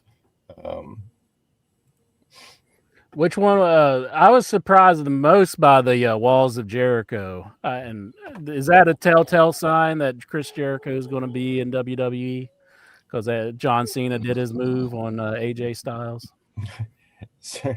Well, it certainly wouldn't surprise me if like Jericho wants to retire and like WWE, go in the Hall of Fame, do the whole thing, and make up with WWE. Well, I don't think he's really out of favor with WWE. I know like him and Triple H have had issues, but I think they're good now. But I just hate it for AEW though, because it's like he is one of their bigger stars. But yeah, I loved all the tributes that they did in the match with AJ Styles and John Cena. So what was the Randy Orton RKO was pretty rough though. There might have been one of them. It just didn't look right with Cena doing the RKO. I was kind of out on that. I was like, yeah, that wasn't as good as Randy Orton's. So was that a dead eye that AJ did on Cena? He did Angel's Wings. I know that. It certainly looked like it certainly looked like he picked him up and dropped him like a dead eye. I thought I saw him do it. I mean, maybe I'm just misremembering. The Angel Wings and Deadeye, are they similar? What? No, the Deadeye is when you pick him up and then you just drop him almost like a pile driver. You know, like how Hangman Adam Page does. He picks him up and then he just drops him behind him. You know, he picks him up. Yeah. I'm pretty certain. I'm pretty certain he, like, if you rewatch that match. I mean, maybe they called it something else, or actually they didn't even name the move. I think he just said he dropped him on his head. You know, that's a heck of a move when they just said he dropped him on his head. Yeah. And I predicted the Kabuki Warriors were going to beat Ripley and Io Sky, and the baby faces won that match. Got that one wrong. And then Seth Rollins and Cody Rhodes. Cody didn't need the win. I kind of thought Seth was going to win this ring and the belt and all that. So. Great. I was happy to see Seth beat him just because it's Cody Rhodes, and I'm sick of Cody Rhodes going around like he's king shit. Bound for Glory, TNA. Yes, I watched the TNA show as well. Don't know who this Steve Macklin guy is, but I guess he was like a former serviceman. And they had him beat Frankie Kazarian and win a belt. He's from my state of New Jersey too. He's in New Jersey, and TNA has a whole bunch of belts as well, like WWE. So they gave him a belt. Tessa Blanchard beat a ring announcer or maybe a backstage interviewer. Gia Miller. Yeah. I saw our boy B-Mags on Facebook saying that she got a breast implants or something. He posted some article saying she got breast implants. Did you notice any growth in that area, Toronto Stevie? I did, because I watched TNA on the TNA channel. Yeah, I thought hers was natural. They're like real breasts, but apparently not. According to B-Mags, he had an article saying that she got a breast enhancement. So, ooh, job. So they have their own money in the bank. TNA, it's a trophy. So call your shot gauntlet match. The former battle royal. You're fired. Yeah, it's kind of like The Cardi Shot Gauntlet is kind of like a Royal Rumble and a Battle Royal, and then the final two had to wrestle each other in a one-on-one normal match. So that's what the final two competitors do. And so when I read online, they two wrestlers are the co-winners of the trophy. Yes. And they chatted bullshit. The fans hated it. So Nick Nemeth, the former Dolph Ziggler, he was early on in the match and he lasted the most, and he was one of the finalists. But then Frankie, because Santino decided he was going to enter the match himself. He got thrown out, and then Frankie Kazarian Did he beat up a woman? Men and women were allowed in this match. It was an intergender thing. And I think Frankie Kazarian beat up a woman in order to get into the match. What you had to do. Yep. So they were the co-winners. You had Kalani Jordan beat Indy Hartwell. The System versus Mustafa Ali and his guys. They won. Leon Slater and Javon Evans. Great match. Ruined by a terrible finish. They had some NXT guys interfere in this match, and then I enjoyed the Hardys. I mean, I wish there's a team that should go back to WWE and go in the Hall of Fame and retire. I'm sorry, but I enjoyed the nostalgia of the Hardys and the Dudleys, but it's time for Jeff to stop jumping off ladders and going through tables. Realize that he's a very old man right now. Yes, he's 48 years old. He shouldn't be going. He's the modern day Sabu. Yes, he shouldn't be going through tables at his age. And Mike Santana, and I really enjoyed the return of Spike Dudley, and in this one, Conan accompanied Mike Santana to the ring against Trick Williams.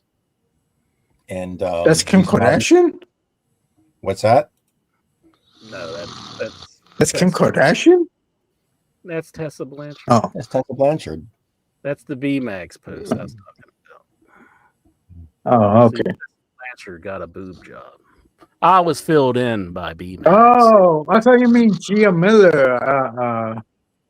I thought you meant Gia Miller got a boob job, not Tessa. Gia Miller? Who the hell's Gia Miller? She's the that announcer girl that Tessa beat up. Yeah, Tessa beat her up. Oh, I see. I like Gia Miller. She looks hot. Yeah, Ludite agrees. See? He definitely agrees. Okay, so Santana won the world title, Stevie, and so Mike Santana showed up with Conan, and he won the TNA world title.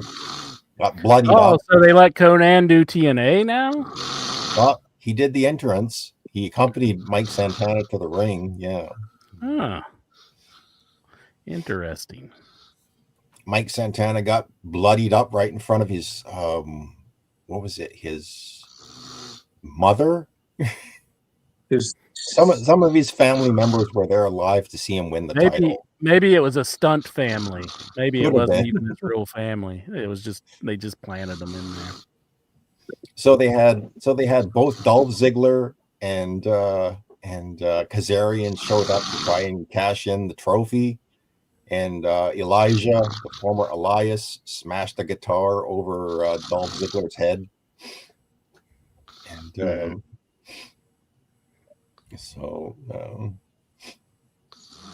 but yeah, that was a good show. Hell yeah. Thumbs up or thumbs down? I will give it a thumbs up. I would say I enjoyed Bound for Glory. I thought it was same thing with Crown Jewel. I mean, I'll give Crown Jewel a thumbs up. It was a pretty enjoyable show. I mean, I was glad that Cody didn't win for one. And isn't the Kabuki Warriors thing just strange though? Like how they have them doing so much dialogue, and it's like, it seems like they're really struggling with all of the dialogue. Asuka and And at least Oscar should just she should just speak perfect English because she can. That would be a perfect heel thing for her to do. It's like, I speak English. She doesn't have to fake speaking English like it's a second language. Yeah. I noticed EO, they're even letting her just do some subtitles. So, Mm-hmm. and whenever Stephanie Valkyrie won, they had her. She started speaking in Spanish. But yeah, the Kabuki Warriors thing is just weird to me. Like, well, I do have Asuka do all this dialogue when she's struggling to do it. I mean, it's just not good for like people watching it. I think I don't know. Maybe that's just a bad take on my part, but I don't know. I just don't like it. I do like when she yells for Carrie though, or Kari saying she's like, "Oh, Kari," and then she has to wander off. Like she's like, like her little it's not young boy, but I guess it'd be I don't know. I'm not even going to say that. I'm not going there. I'm not going there. I know Reddy wants me to, but I'm not doing it.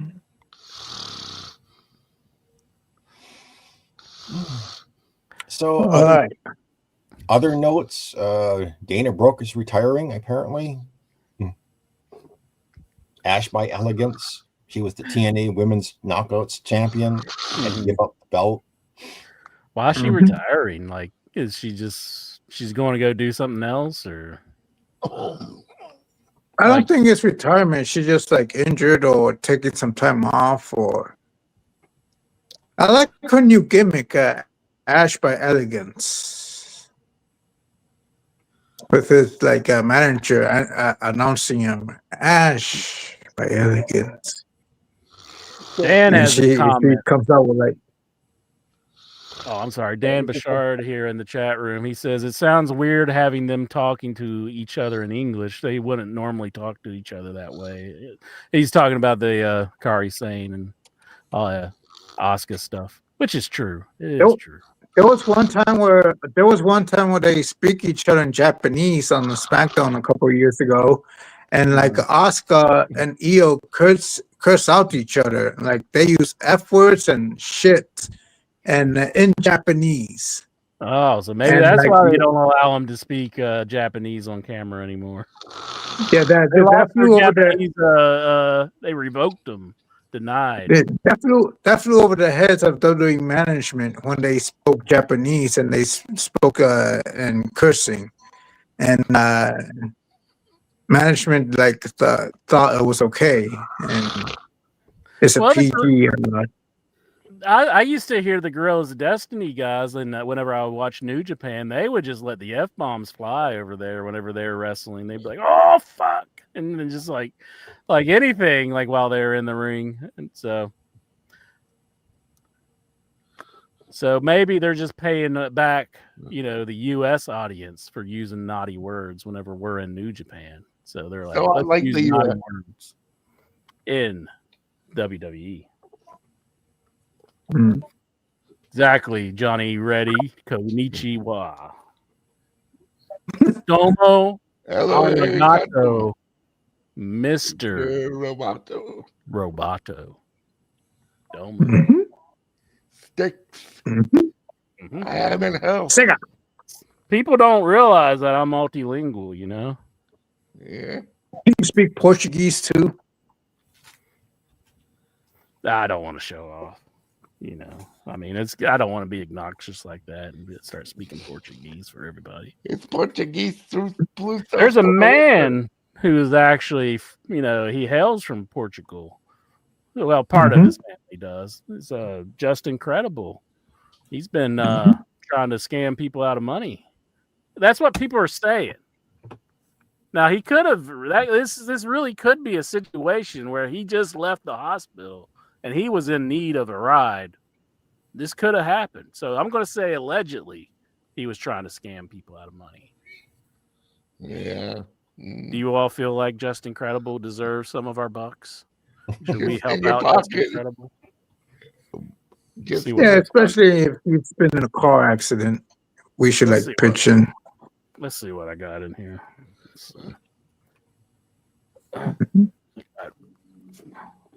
I got $2. Whoa, You think that'll that's do it? nice. I don't think that's gonna help Justin. But You could get the world's worst prostitute. Whoa.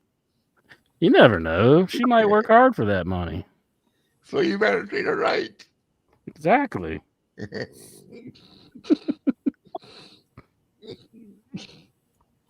But yeah, I don't know. It's kind of sad seeing Justin Credible. Did you all see that match where he's wrestling and he's in like his belly looks like really extended, like there's something seriously wrong with him. Not just fat, like just like really like he's got some bad bloating going on or something. That happens though. I just remember I went to the Huntington show when the ECW was in town, the original ECW, and Justin Credible was there, and I was like, man, that guy's just so freaking awesome. He was the world champion at that time too. If he's on opiates, they can't poo. He can't poo, so it's just stuck in him, and he's just full of shit. Is that what you're saying, Reddy? There's no poop going on. They can't poo. Huh? They have serious trouble pooing. Do we need to give him like an enema? If you want to give Justin Credible an enema, you go right ahead. Well, we'll see if he is really in need of it. You know, I mean, maybe I could help him out. Maybe he didn't do it, but they'll probably be. I've seen it on a movie called Chattahoochee before, where they gave him an enema. It was Gary Oldman. He had like a key stuck up his ass, and they took a hose and just put it in his ass, and then the key came out. And you realize he had a spare key in his pocket. Well, that's your suitcase in prison. You put the key in your ass. That's your suitcase. That's where you hide things. In your ass. I recently saw like a Florida man stuck a thermos up his ass. A thermos. What for? Hulk's dead. A lot of room up there, bud. You know. Yeah, like he stuck a thermos up his keep, ass. whatever you put in there, they stay hot or they stay cold. You know, you don't need to insulate it with your ass. You know, I mean, you could just let the thermos do its thing. Yeah, but I think one thing I think he was trying to put it in his cell, but I think it's contraband. The gerbil is thirsty. Man, you just don't want to go to prison because if you can't even have a thermos, it's like there's no thermoses allowed. That's contraband. What can you put in a thermos? Is that they probably make the hooch like that? You know, they make the alcohol. They take the bread and they drop the bread in it, and then they let it ferment for a while, and they make some alcohol. Don't need to drink that badly. No. That's that. You need to drink bad if that's what you're doing. That's what you call the brown liquor.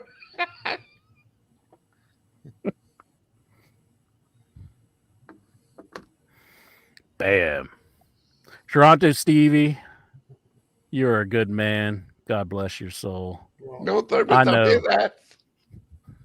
Well, I wouldn't go that far already. But did you come to us? Are you going to bear the Raw report to us? Are you going to give it to us tonight? Yes, I also watched Monday Night Raw. I guess is Jack not going to come in? I'll start the report now. I don't. He's having computer issues, so he says he's coming back. I'm not sure when that'll be, but he says he's coming back. I'll do the sound effects if you want. I'll do the sound do it, effects. Lexar.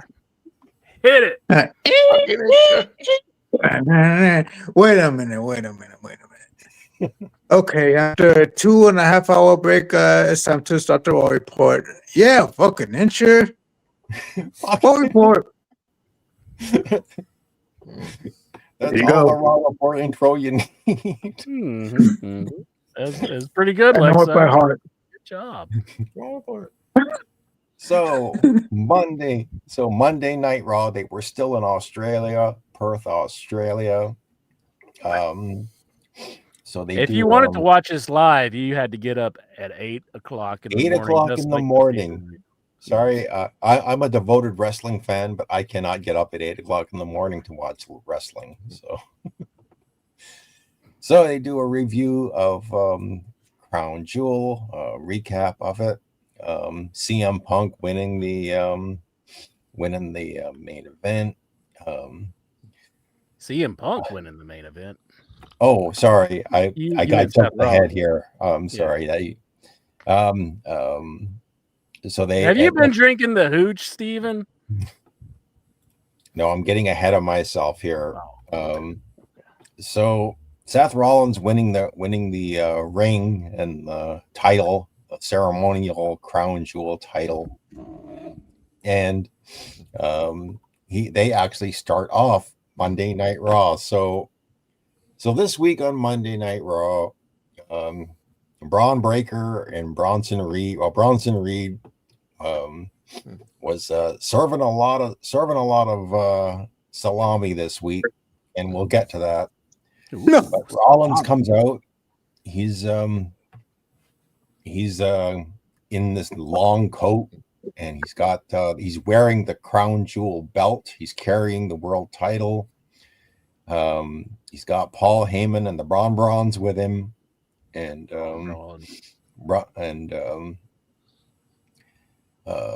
they're celebrating Roman Reigns losing, Bronson Reed winning the match against Roman Reigns, and but Rollins cuts this promo basically saying, "Oh, I don't need these guys. I beat Cody Rhodes all by myself," and I guess that should have been a telltale sign that something was going to happen later on, but the Brawns didn't actually react like they were offended by what Rollins was saying.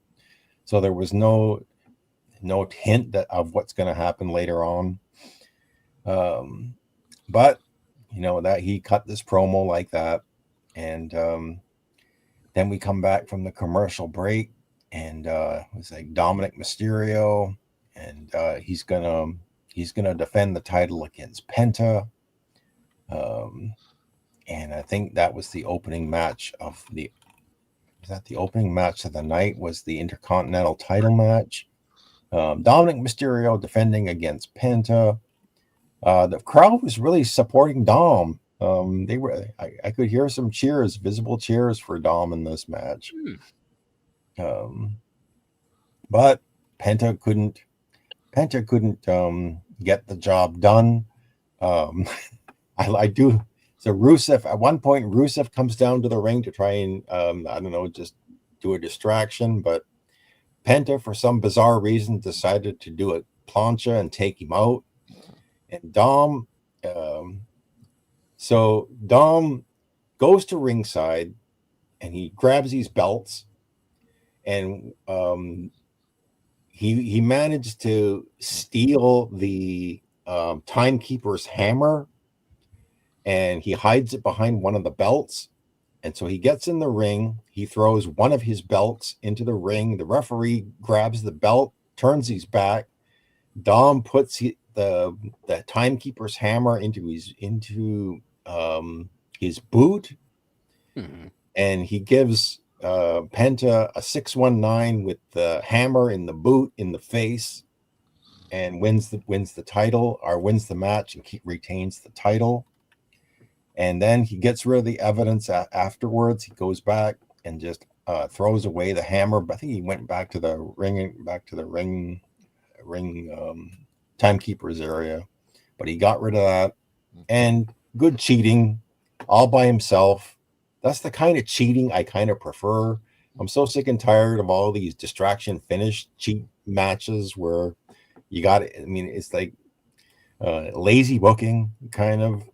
Just have a heel who cheats, and that's a good way for a heel just to cheat on his own to win a match. You brought up Dominic doing the 619. That was another good, when the fans started chanting for the 619 at the Crown Jewel match with John Cena and then AJ. I thought it was funny whenever AJ went over to the ropes like they're about to do a 619, but they didn't do it. But I'm sorry. Then he popped when he did it. Yeah. So LA Knight. So there's going to be a triple threat match, and There's a backstage segment with LA Knight and CM Punk.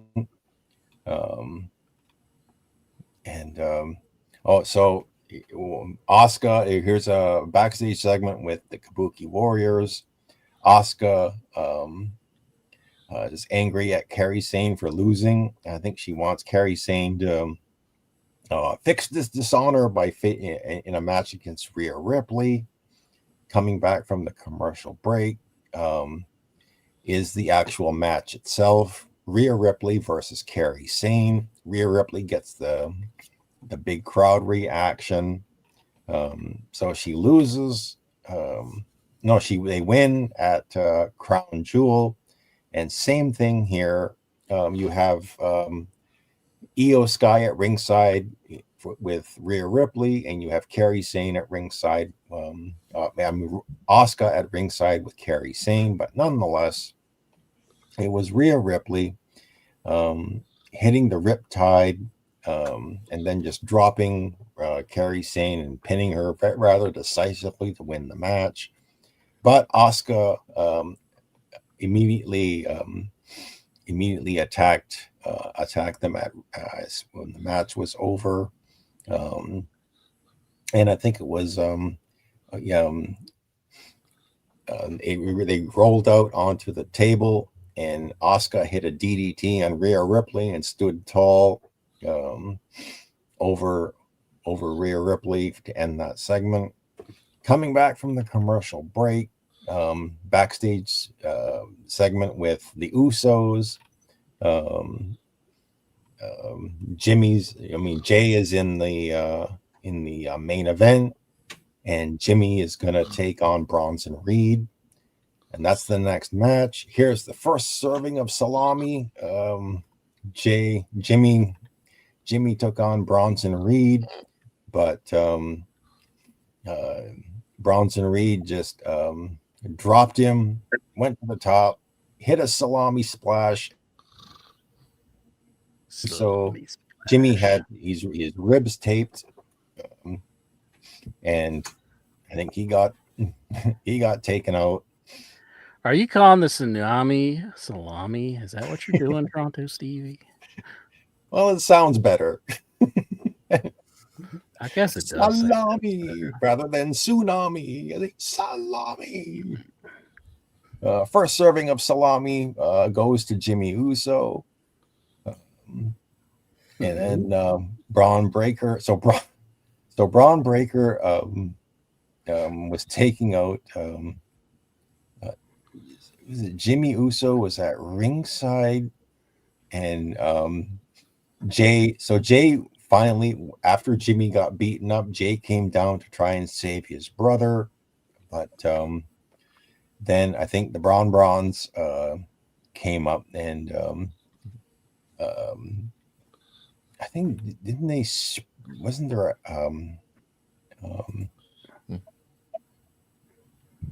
no, I think Jay escaped, but yeah, because he came back from the main event. Another pointless backstage segment with Bailey and Lyra Valkyria. Sorry, I'm not really into this at all. Yeah, what's with that whole thing? Like she's crazy sometimes, and sometimes she's not. I don't know. It's just something for Bailey. They're trying to get Lyra. They're trying to basically get Lyra to the next level, but I'm not really into Lyra Valkyria at all. I like Lyra Valkyria. I'm a fan, but I just, I want her to actually fly around the ring, kind of like Vulture or something from Spider-Man. That would be pretty cool. So next up, Bailey and Lyra are taking on Roxanne Perez and Raquel Rodriguez in a tag team. Did you know Roxanne Perez and AJ Lee are really big friends behind the scenes? Apparently. Yeah, I think I saw a picture of them. Yeah, just palling around. Exactly. So, John. Yeah. So this one, I think this one had the heels were beating up. The heels were beating up Bailey. And then, I guess to motivate Bailey, Lyra Valkyria just kind of like slapped her in the face and woke her up. Just a nice smack to the chops. And then Bailey just, it was almost Kind of like Hulking Sean up. Connery. He used to say that back in the day. He's like, sometimes a woman just needs a good slapping. That's what Sean Connery used to say. God rest his soul.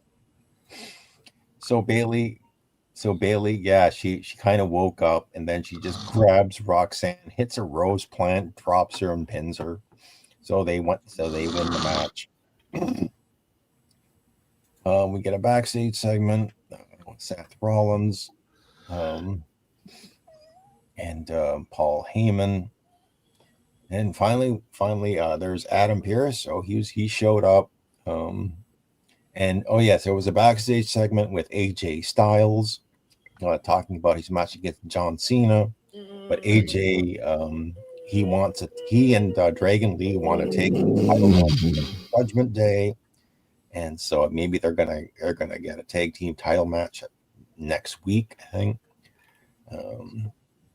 So then they go over. So, oh boy, I'm looking forward to this next week. Not only do we get the tag team title match, but we also get Becky Lynch defending the Intercontinental title against Maxine Dupree. Because last week, when I did my own, I did a recap of Raw last week on my own channel, Maxine won by countout over Becky Lynch. I saw that. That was crazy. Maxine Dupree beat Becky Lynch.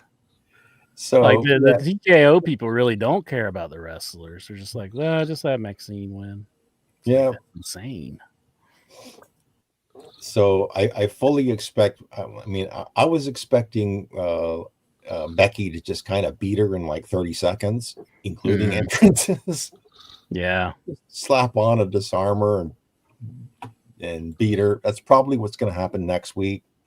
Maxine's going to get destroyed. I'll give her credit. It does look like she has improved a teensy bit. Like that's what I said in my review of the match. I said Maxine has improved considerably, but she still has a long way to go. She's still she's not there yet. Yeah, she still did some pretty awful things in that match, but she has improved. Dirty I wonder Dom. what Jade Cargill, what she's gonna look like with that big gash on her head. Like, did you all see that?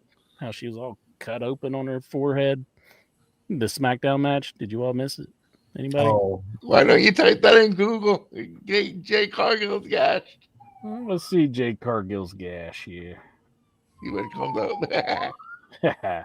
Let's see, Jade Cargill. Yeah. Don't do it. John Reddy. Jeez. Can't believe you suggest such a thing. All right, Toronto Stevie, I'm sorry. So next week, Dirty Dom will defend the Intercontinental title against Rusev, and Stephanie Vaquer takes on Roxanne Perez. So gonna have some title matches next week on next week's Raw. So we have Stephanie Vaquer. I guess she has a backstage segment with Roxanne Perez ahead of their match for the following week. They announced that there was like over 40,000 people attended events in Perth, Australia. SmackDown, Crown Jewel, and Raw.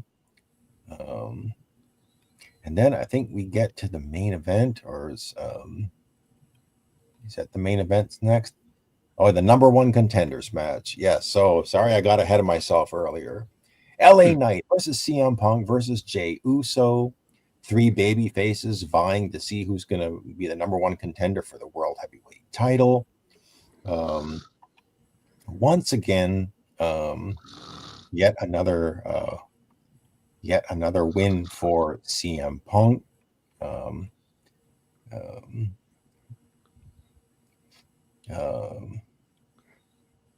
So CM Punk, he hit the GTS, and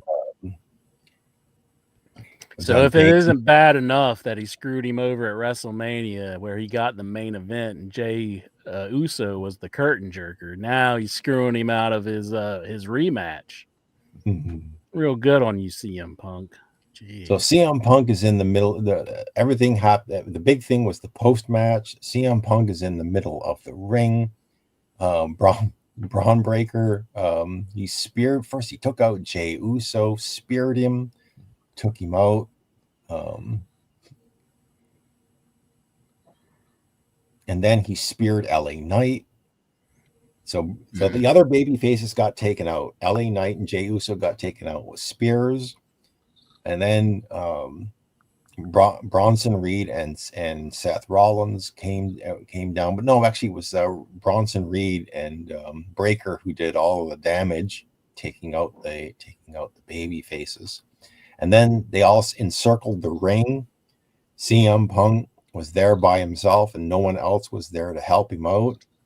So then CM Punk, I think he fought them all, both of them at the same time, and then they just basically got the advantage on him. Braun Breaker speared him. Punk went down, and then I think so it was is it serving of a salami part 2? I think Bronson Reed dropped CM Punk with a salami splash. Oh man, I don't think Punk liked so. taking that. I think they did take him out with number 2. So then you had CM Punk was completely laid out, and that's when Seth Rollins finally made his way into the ring, and they're all standing, they're all celebrating. And actually, I think even the credits started to come on the TV screen. It's, where it says executive producer Paul Levesque, and you thought the show was over. And that's when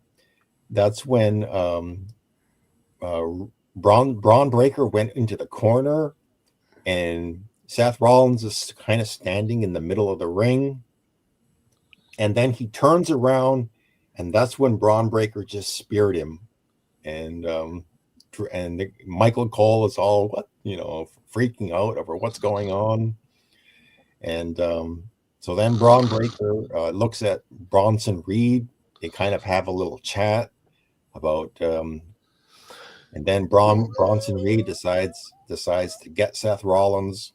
They set him up, put him in a position.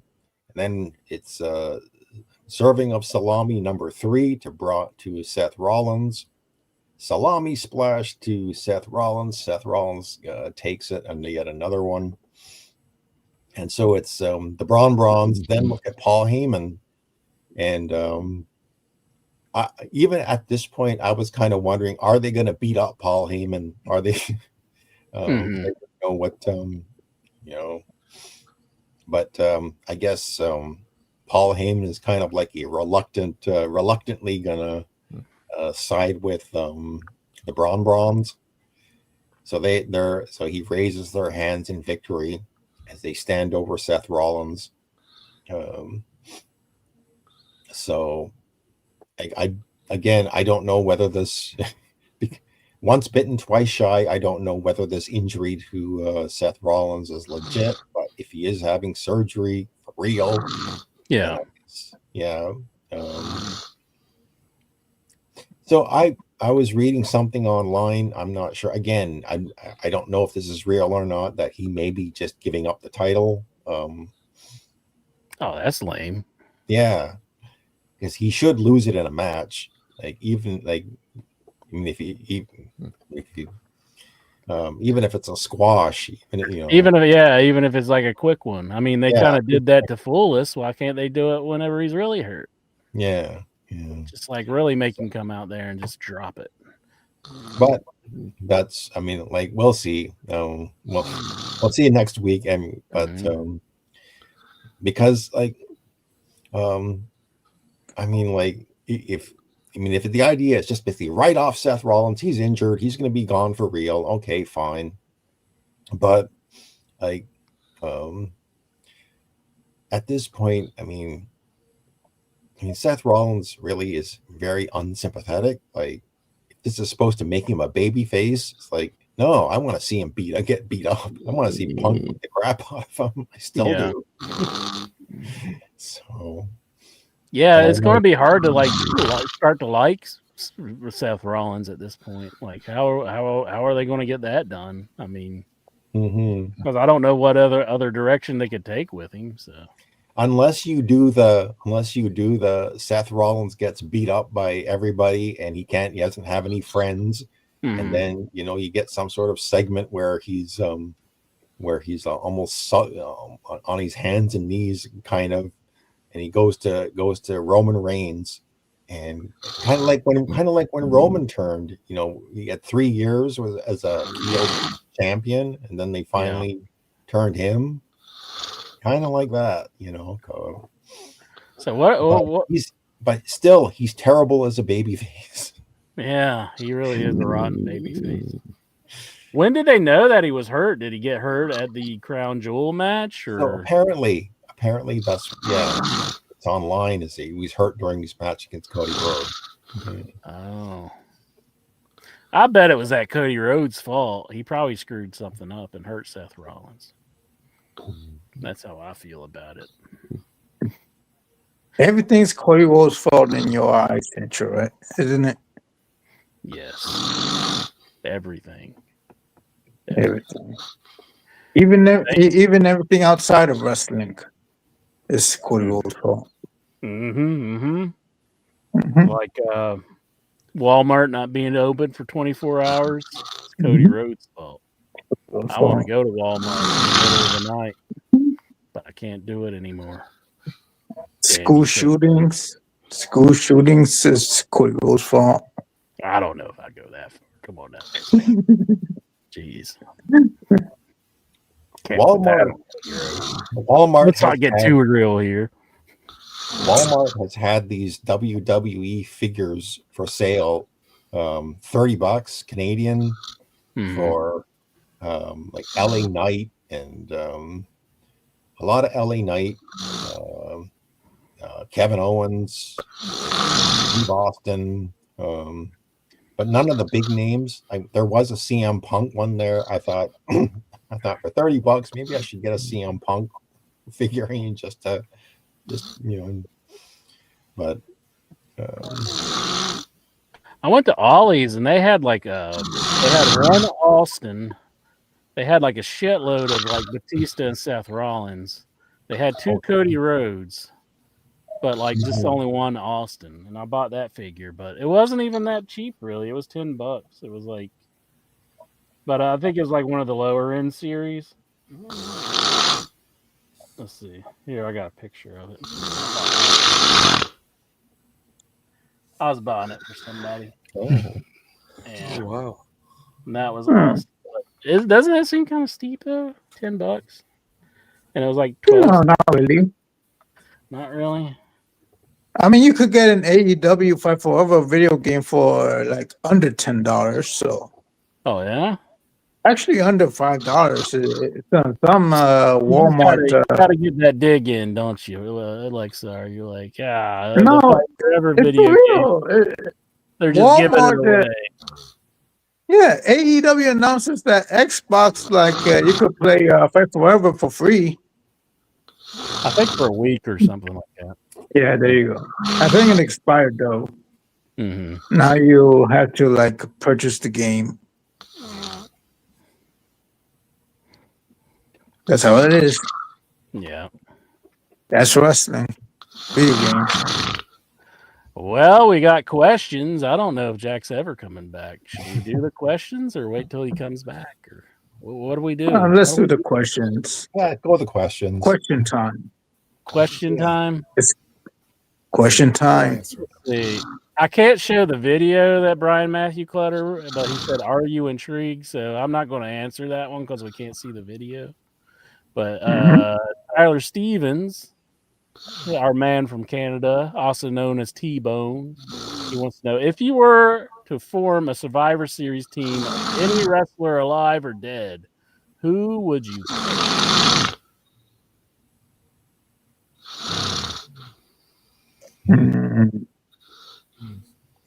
What's either any Fed, any wrestler? Yeah, just anybody. I guess. Just anybody. I'd probably pick Ric Flair and Abraham Lincoln with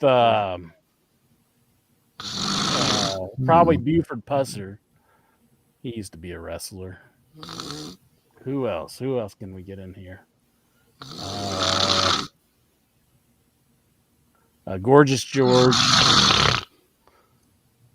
and Luddite Supreme here.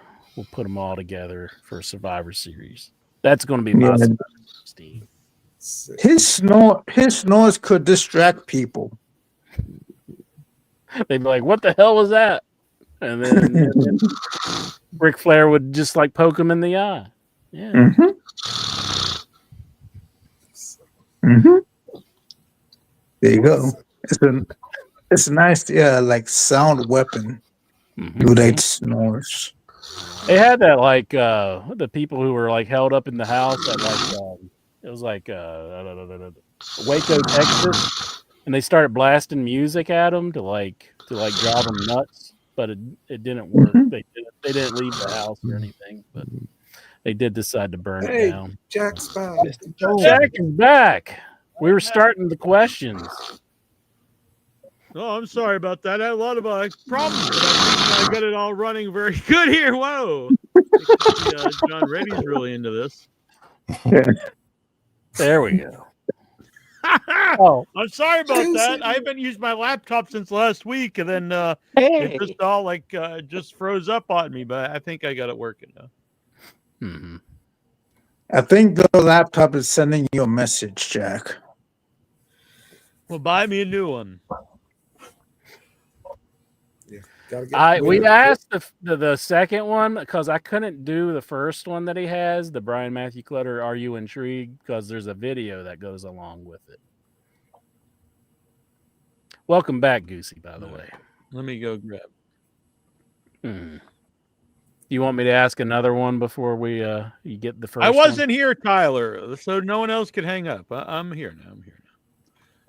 All right. I'm pulling up the questions. I'm sorry about that. I love Reddy, but if you're asleep and or if it's ready for bedtime, you could always. I think he's got some sort of narcolepsy because he'll be on the fly and he'll fall asleep and then he'll wake up for like 5 minutes and go back to bed. He slept throughout the Raw report. What? Yeah. You missed the Raw report, Jack. I'd say thumbs up to this week's Raw. Oh, Intra told me he loved it. I even did a video intro for it. Lexar did an acapella style. He just did the whole. Really? All right. Yep. Well, I'm proud of you, Lexar.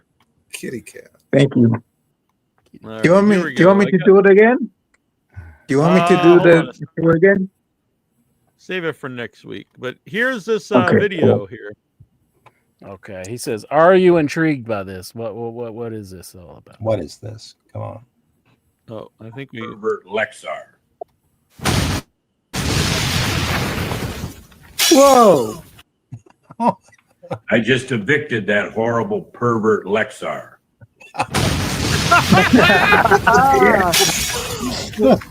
Hell yeah! I just evicted that horrible pervert. Damn. I'm glad that we went back. Where you got that footage from, Lexar? I know. That was definitely worth it. Thank you. Good. I give that 2 thumbs. Sweet. I think he's giving me ideas. That was Brian Matthew Clutter, badly, by the way. Brian Matthew Clutter. You can find him on Facebook. He's a good man. Now he's back to Lexar's. Intra's young boy. Intra did fire him for a little while as young boy. No, he's just not. Now he's back. He needs some schooling in that. School that boy. I asked Tyler Stevens one, if you were to form a Survivor Series team of any wrestler alive or dead, who would you pick? And I said Ric Flair, Abraham Lincoln, Gorgeous George, and Luddite. I think that was all of mine. And that was my Survivor Series team. Damn. Now, another podcast earlier, a little while ago, they were watching my short film, Umbilicus Desidero. I wonder what they thought of it. Should we watch it? It's only 4 minutes. Oh, okay. Although if they hate it, will I be upset? Always. Oh, they It'd won't be hate it. interesting. You never know. It's good stuff. Let's see here. You see Andrade is gone from AEW? Again? Already gone? Just came back? Yeah. Oh, Alvarez. that can't be real. Alvarez said there's internal reports that he's left the company. What? Damn. There's no way he's already left. Said it on the Observer last night. All right, here we go. This is Keanu C. Thompson, stand-up comedian, and her mom, Micheline, and they were going to watch Umbilicus Desidero, the documentary about the loss. There aren't any support groups for people without belly buttons, and I just wanted you to watch it. True. And just know that I wanted maybe you to shout him out and tell him that he's not alone. Well, that's very nice of her. My dad didn't have a belly button, and Really? they didn't recraft one for him. He just Wow. had just nothing there. Oh, why? Oh, I because don't know, one of his surgeries that he had or whatever. Well, watch this short documentary. Damn. I'm just like You're gonna love it. Keanu's grandfather, I guess. So if you could just shout him out and tell him that he's Is not he a alone. poodle? Am I a Yeah, Mom, he's poodle? a poodle. Met with my two surgeons who broke the news to me. They, sat me down. So I met with my two surgeons who broke the news to me. They, sat me down, and they prepared me for the loss that was about to happen. You would think in time you'll get used to it, but you don't.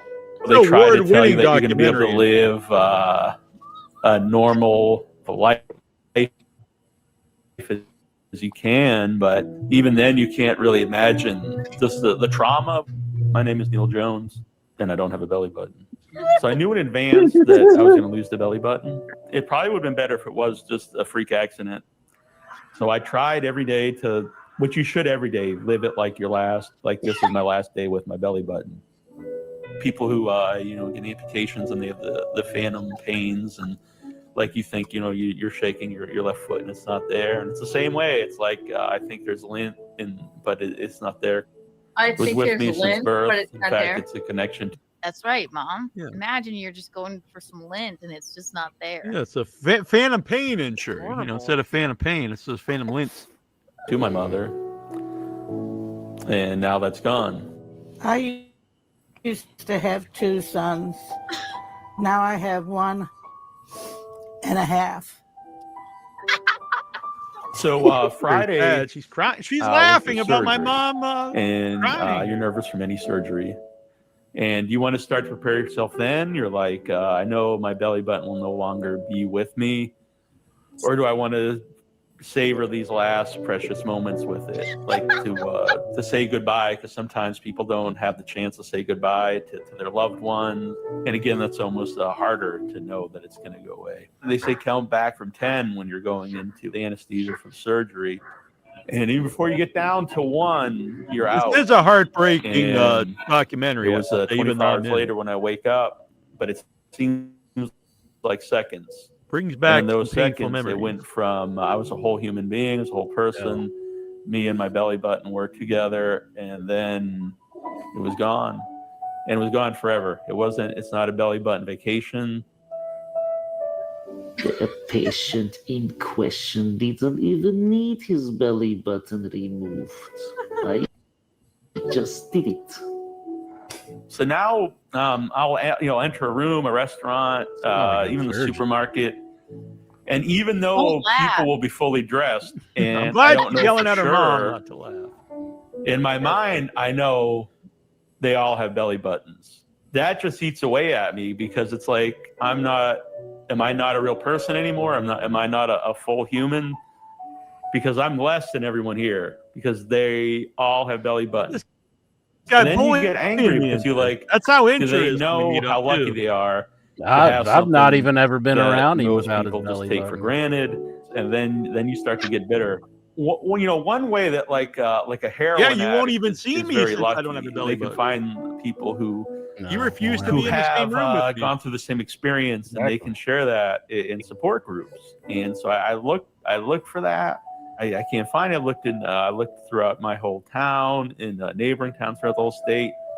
I thought of starting my own, but then it's like, Seeking like belly. well, I feel even more alone if I can't find other people, and there's just no one else out there. Nothing in this world is. Could they is for genetically sure, engineer you and that a belly includes button? something that you think will always be there, like your belly They button. should. We should get the internet And where scientists once to was a get on nice, puckered hole, is now just a smooth belly. Wow. Like if they could clone So- you, I'm gonna get and then myself around. How did you feel about that? Is that a joke? Because they don't seem like really funny people. That's like it's a friend of ours. uh-oh. Is that a She was joke? wondering if it's a joke, and she called you not a very funny person. I How do you take know. that, But Jones? Keanu's the comedian there, so she liked it. So. Oh, I see.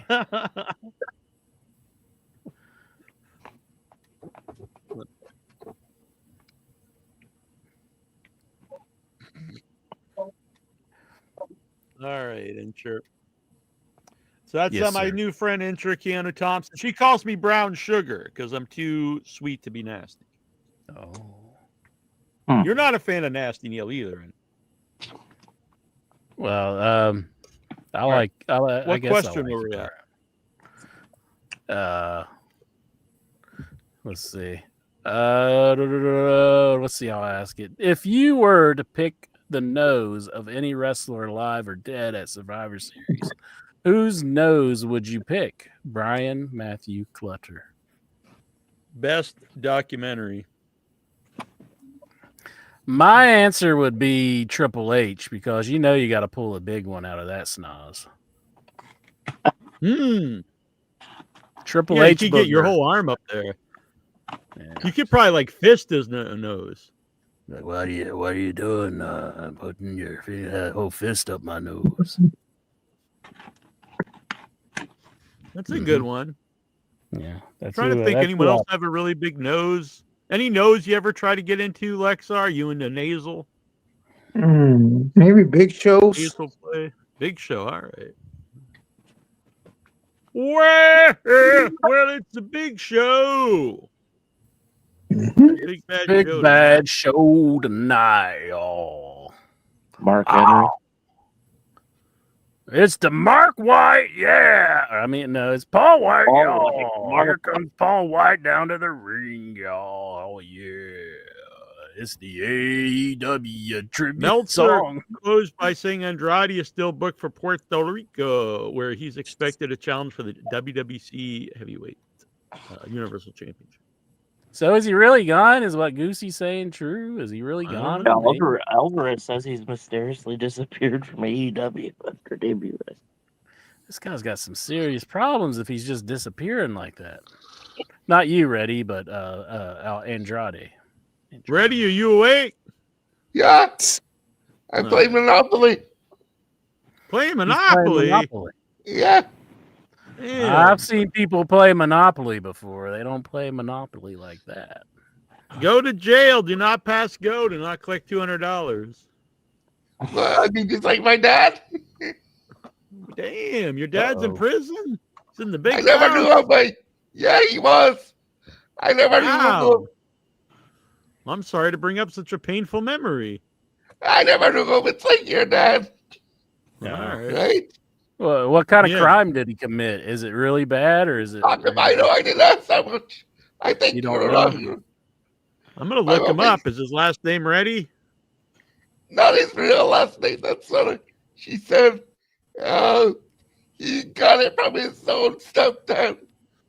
Damn. Lexar, you have any family members in the big house? Not that I know of. All right. Incher, you got any family doing time? No. You could look them up. Let me know if you find anything. All right. Troy in the chat room earlier. Oh, I'm sorry. Go ahead with the thing. I don't want to interrupt. But Troy said that Takeshita won the big belt. So yeah, he won the what is it, like the main title in New Japan? Mm-hmm. Am I working okay now? Yeah, you're working fine. I'm struggling to think of it too, so don't think you're having issues. I'm like, Yeah, okay. Now my disc is the disc was 100%. Now it's 10%, but now my CPU is 98%. I don't know. Who knows? We'll look at it later. It's working fine. The show is working okay. Let's see here. What question were we up to? all right. I just did the nose pick one, so that would be like the Who fourth asked one. it? Tyler Stevens. No, Brian Matthew Clutter did the nose pick one. Tyler Stevens would be next. You want me just to ask it? Oh, I see. Yeah, I got it. What would you say the best gimmick from each company that you have watched? Like currently? Tony Storm's cool. Because that's what I think of like an actual gimmick. Uh-huh. Best gimmick currently. WWE. I don't watch a lot of WWE, so I'm not really positive. Yeah, there's people I like, but I don't know like if I would say like I really like their like I'm a big fan of Gunther as a wrestler, but it's not like it's got like a real gimmick. Yeah. Tony Storm's a good answer. Go ahead. What are you saying, Stevie? I say, WWE really isn't like a gimmick heavy promotion now. No, neither. There's not really a so lot. I would either. say the greatest gimmick of all time in wrestling has to be the Undertaker. Greatest gimmick of all time. Think about right now. I don't know. The only guy I can really think of as a gimmick is like Seth Rollins, and I hate that gimmick. So, of all time, I would have to say the $1 Million Man. Right now in WWE, no, I have to go with El Grande Americano. Oh, you know what? That's a fine answer. I like that. That's a good answer. Dirty Dom's actually pretty. Did they ever find out? Did we ever find out what the hell was in the box that Chad Gable got the box? Like, see this Gunther's a gimmick. Like I when mean, they're I know doing the name's not thing where he Gunther, went to but Mexico and all that. When he went to I Mexico, don't really call it much of a Yeah, gimmick. I don't think we ever did find out what. Never did find out. Maybe the mask was in the box. Maybe that's the big payoff. Like they're going to have a flashback where they show him opening the box. What's in the box, Jack? I like. You know it's over if it comes out of a box. Mm-hmm. That's what you get. What's in the box? What would be your? Oh, you can ask the next one, Intro, if you want. We can go back and forth. Let's see where we at. What would be your foreign object if you were a wrestler? Damn. My rage and cock. Your cock's a foreign object to you. I don't know. What's a good foreign object? Like an ice pick. I'm going to say. I'm going to go with a straight razor. Damn. Slicing some people. You like Jack the Ripper? Yeah. Yeah, that's a good one. How about like a vat of acid? Just throw like acid in people's face. Just a vat of acid? Okay.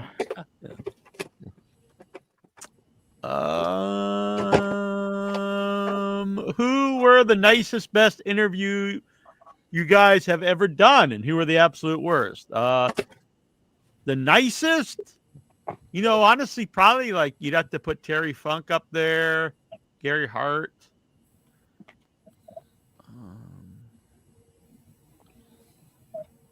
Also, I would put Terry Funk up for best too.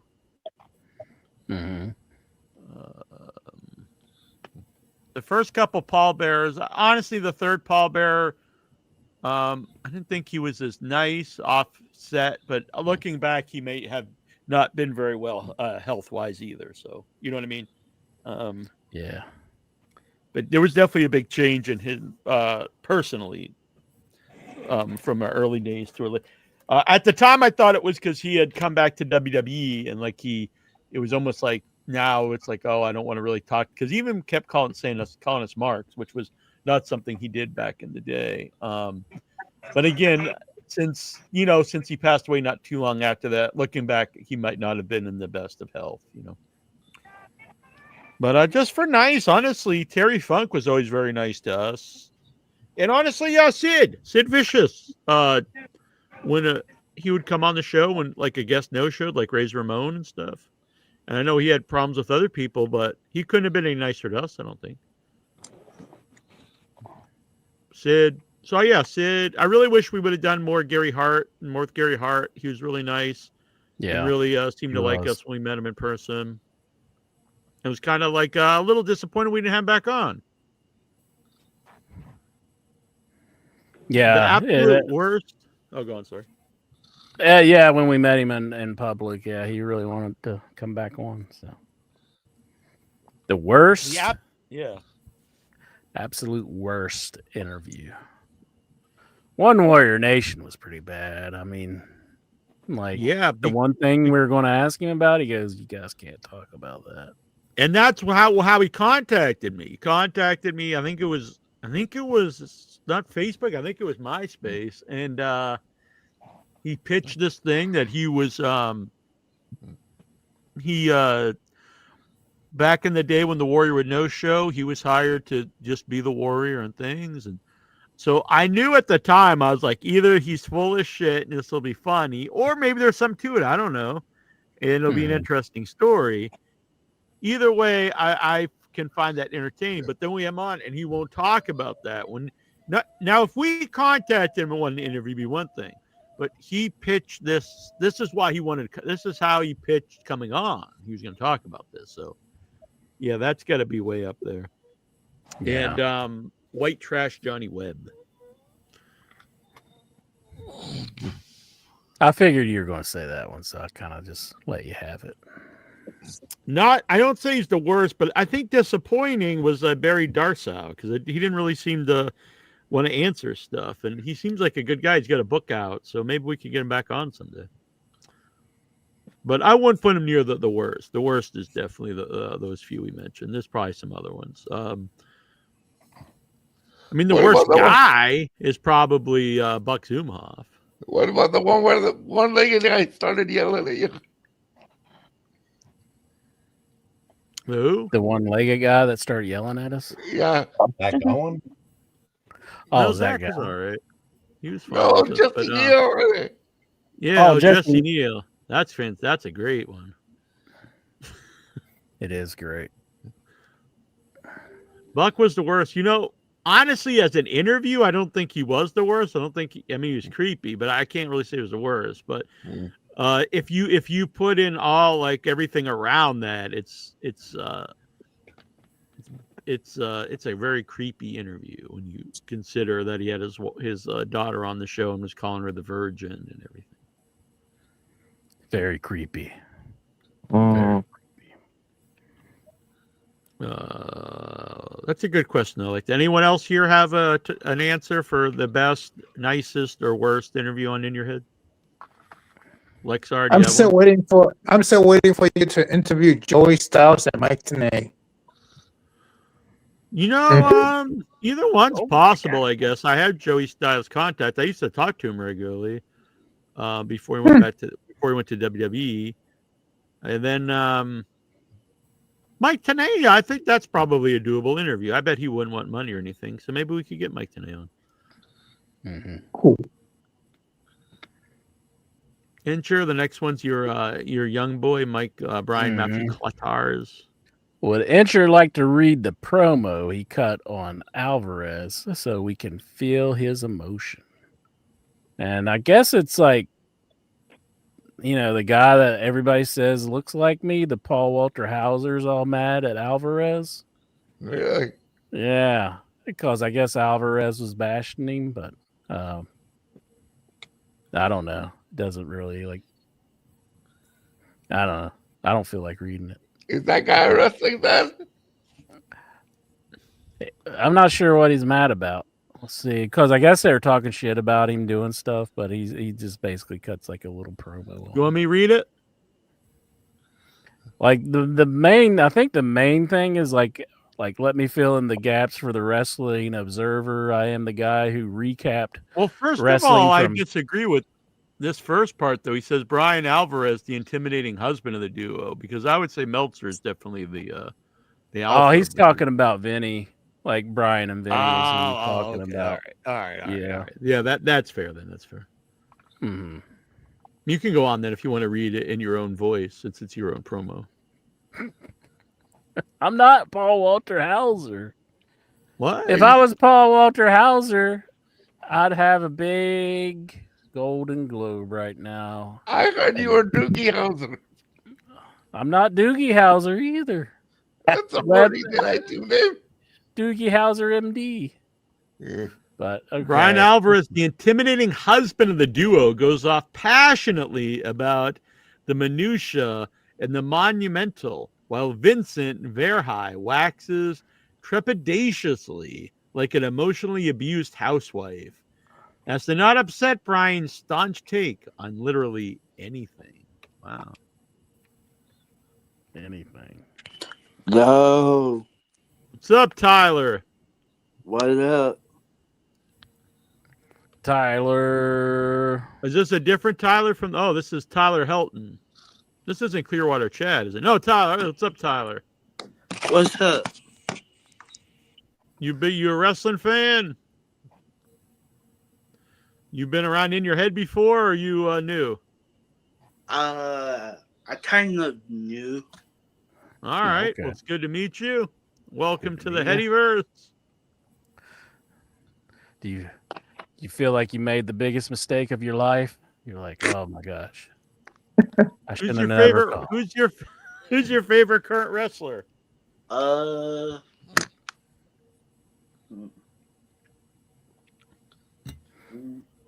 That's a good one. He's gonna say Triple H, I bet.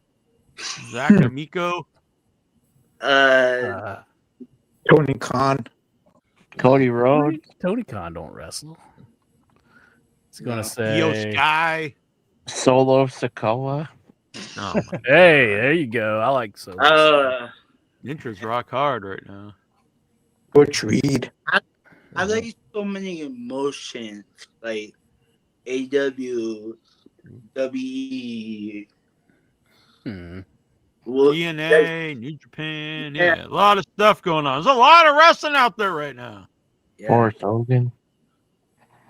Yeah, Goosey's a big Horace Hogan fan. I can't really recall anything Horace Hogan did. Is that bad or good? Oh yeah, Hulk Hogan busted him open. Dang. I like Randy Orton. Yeah, I do remember. I like Randy Orton. All right, RKO out of nowhere. That's usually what I do to Intra when we're together. I just drop him with an RKO. Boom! Take that, boot man. I like Swerve. The Smurfs. Swerve. He said Swerve. Yeah, Swerve Strickland. He's cool. I like him. I would say, man, I like many. Intra's been wanting a Matt Morgan return.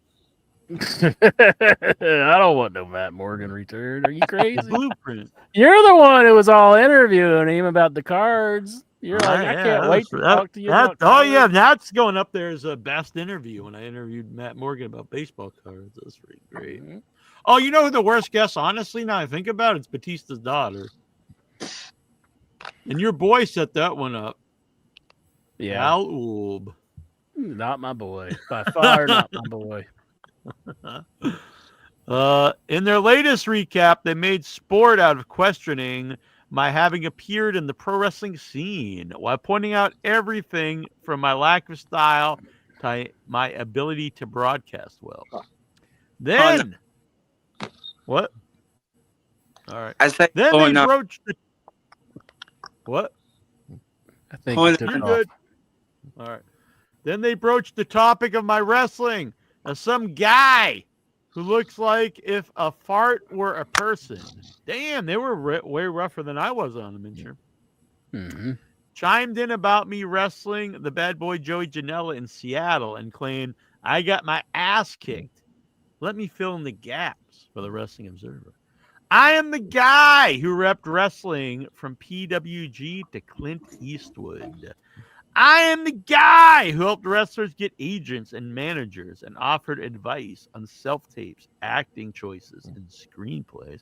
I'm the guy who, when Cody Rhodes left the WWE, I took him to lunch and wrote him a web series for free, only to be ghosted by him. Cody Rhodes ghosted Good night. Yeah. My Jeez, phone's what running happened? out of battery.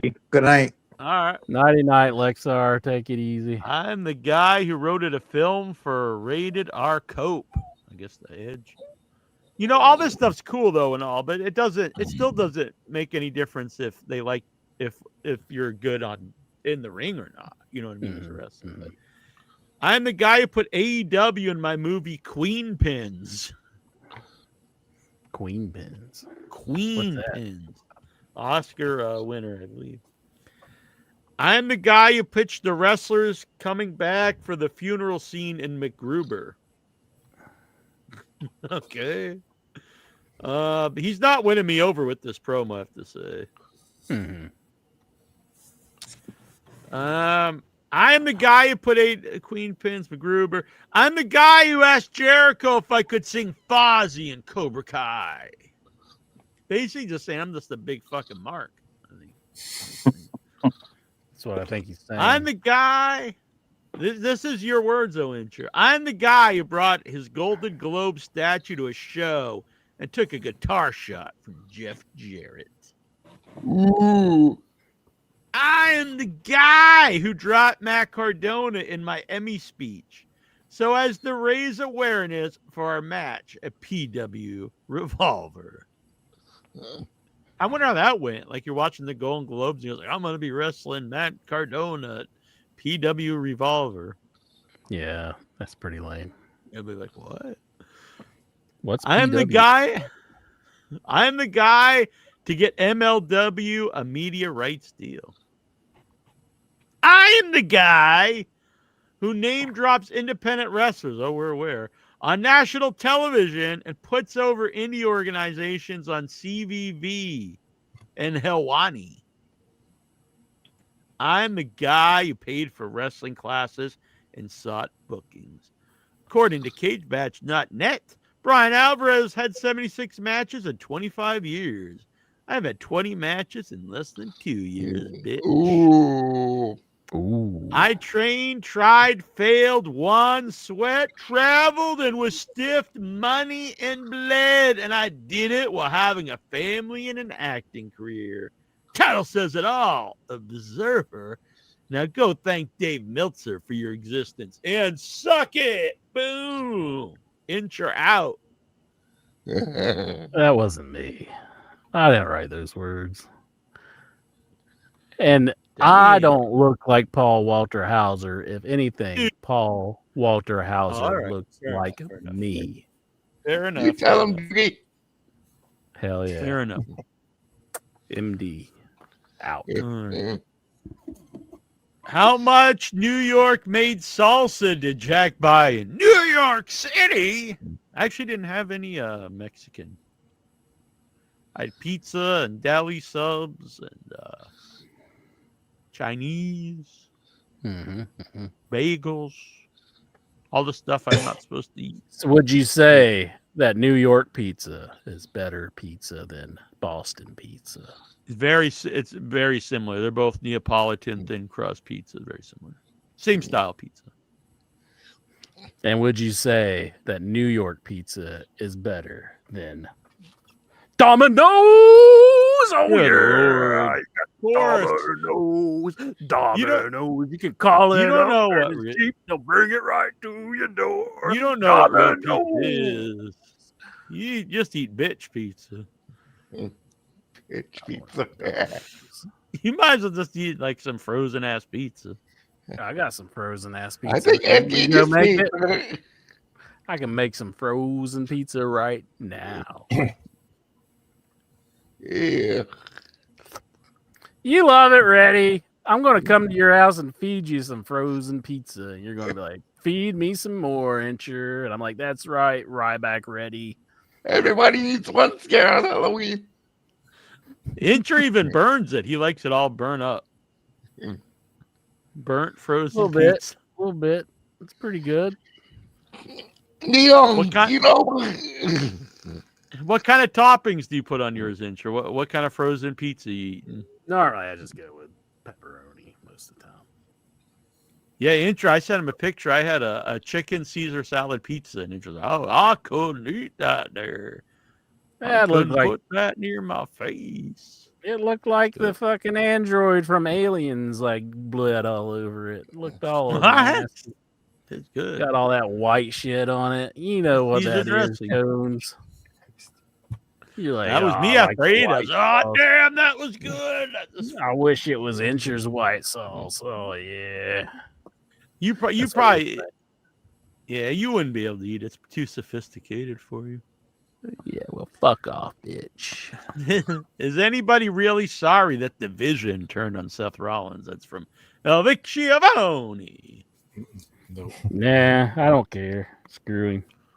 I just think it's a bad booking decision, though. But I guess it's because he's hurt. I heard Seth Rollins really hurt.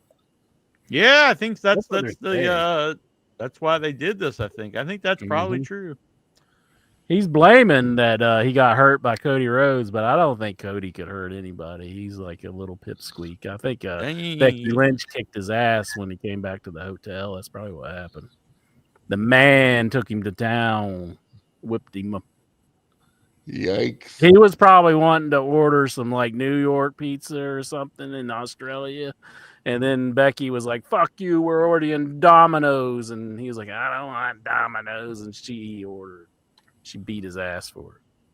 Tyler's hurt by it all. He's very upset. Damn, he says he's really sad about it. Not Tyler, who's with us, but Tyler in the chat room. Yeah, Tyler S. Entry, you want to start with Nikhil's first question? Oh, jeez. How many questions you got? Well, before you get to his questions, I have to say goodnight. Good night, to Stevie. Good night, sweetheart. Well, it's time to go. I hate to, you know what though? Since I had those problems, I do have like a second wind incher, so we're gonna go all night long. All night long. All night. All night. 11,500 for front seat to John Cena's last match is obscene. To change that, to charge that, excuse me, I'd want a fucking chandelier above my head and a nice meal and glass of wine, like it's wrestling from the chase. Ooh, Nikhil's got wrestling at the chase, eh? No. And you can guarantee the idiots paying that fee were booing him in his prime. Thoughts? I don't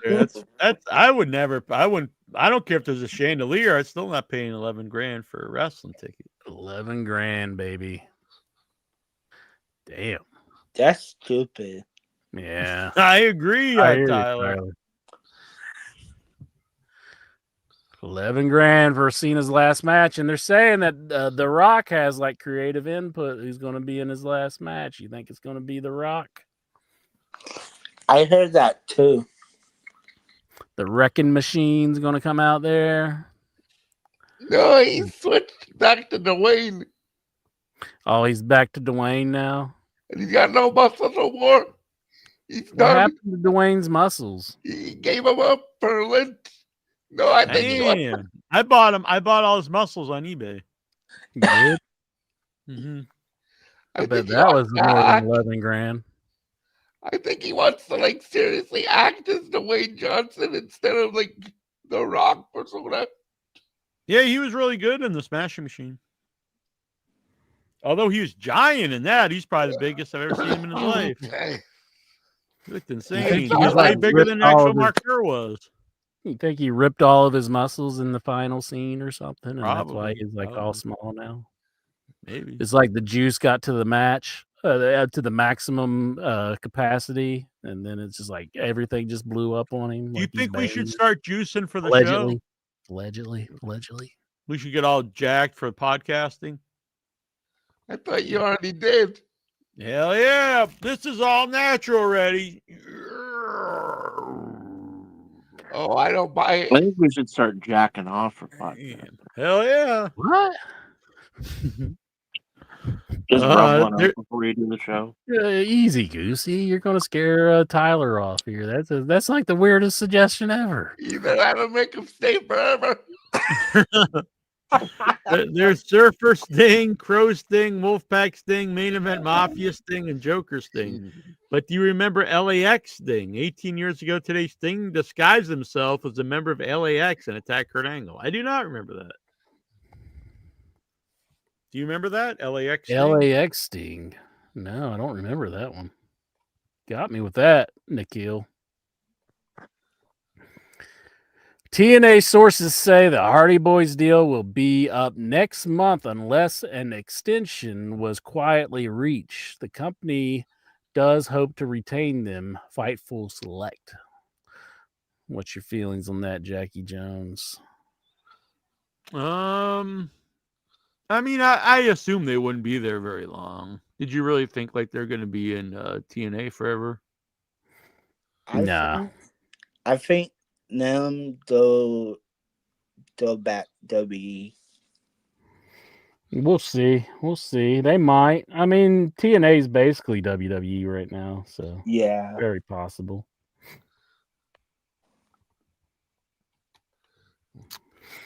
Let's see. Next one, Jackie Jones. I saw a picture of Triple H getting in the ring after the PLE in Australia, the story of Seth Rollins' career. The big-nosed prick has to be there to hog his moment. From his first title win to the most recent, such a pathetic man. The mentality of someone who needed Regal, The Click, DX, China, Stephanie, Evolution, Ric Flair, etc., so he wouldn't be exposed. Damn! Man. What do you think about that, Incher? I just think Triple H, he's a man with a very big nose. That's what I think. I didn't hear the question. What was it? Let's just go. Zachary Wentz. All right. Zachary Wentz revealed the Rassl's contract with TNA Wrestling are up at the end of 2025. They just fired the one dude from WWE, so it's like they could have like a reunion of those guys. So, but think that would you be down with that, Jackie Jones? Down with the clown. Down with the clown. You're down for life, yo. Are you? I saw that for the first time over the weekend. Big Money Hustlers. Oh yeah, I don't know if I've ever seen that one. I've seen Stranglemania. Was it? What? Yeah. Did you see? It's an ICP movie. Did you see Ryback is running with? He has the Royal Rumble participants this year already. No. He's got the scoop. Like he has a list of everybody that's going to be in the Royal Rumble. Yeah. I believe it. I don't believe it. Yeah. What? I believe anything. Should I run down all 30 and yeah, let's hear it. Get without laughing. Number 1 is David Otunga. All right, sounds legit. Yeah. Number 2 is Chris Jericho. All right. Number 3 is Ryback. He's returned. Mm-hmm. Number 4 is Big Show. The Big Show. Number 5, Andrade comes back. No, this is Hell a joke. yeah. This can't be real. Number 6 is Edge.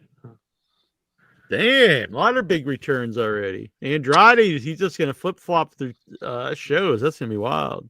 They keep going. Number 7, Mark Henry. Damn. Ryback must have been on drugs. I could actually see that one though. I'm pretty sure Mark would get out there for WWE. He'd do anything. Number for 8, WWE. Number 8, Goldberg, and he has Goldberg as the runner-up.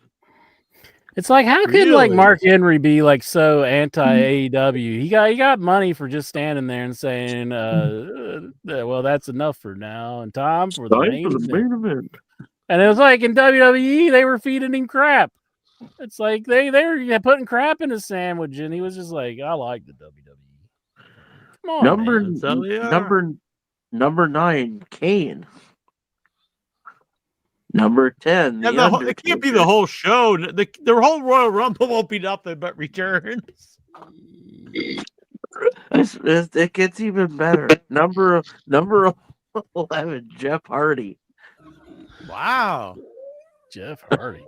Number 12, Christian. So there won't be one guy that's actually in the company. It's just gonna be nothing but returns. Number 13, Lita. Whoa! All right. Boy, if you're in the company, wouldn't you be pissed? You're like, wow, we're not even on the show. Like nobody's even on it. Yeah. Number 14, Matt Hardy. Damn. Now here's where you know fucking Tony Khan's gone insane, or not. Ryback's gone insane. Number 15, Tony Khan.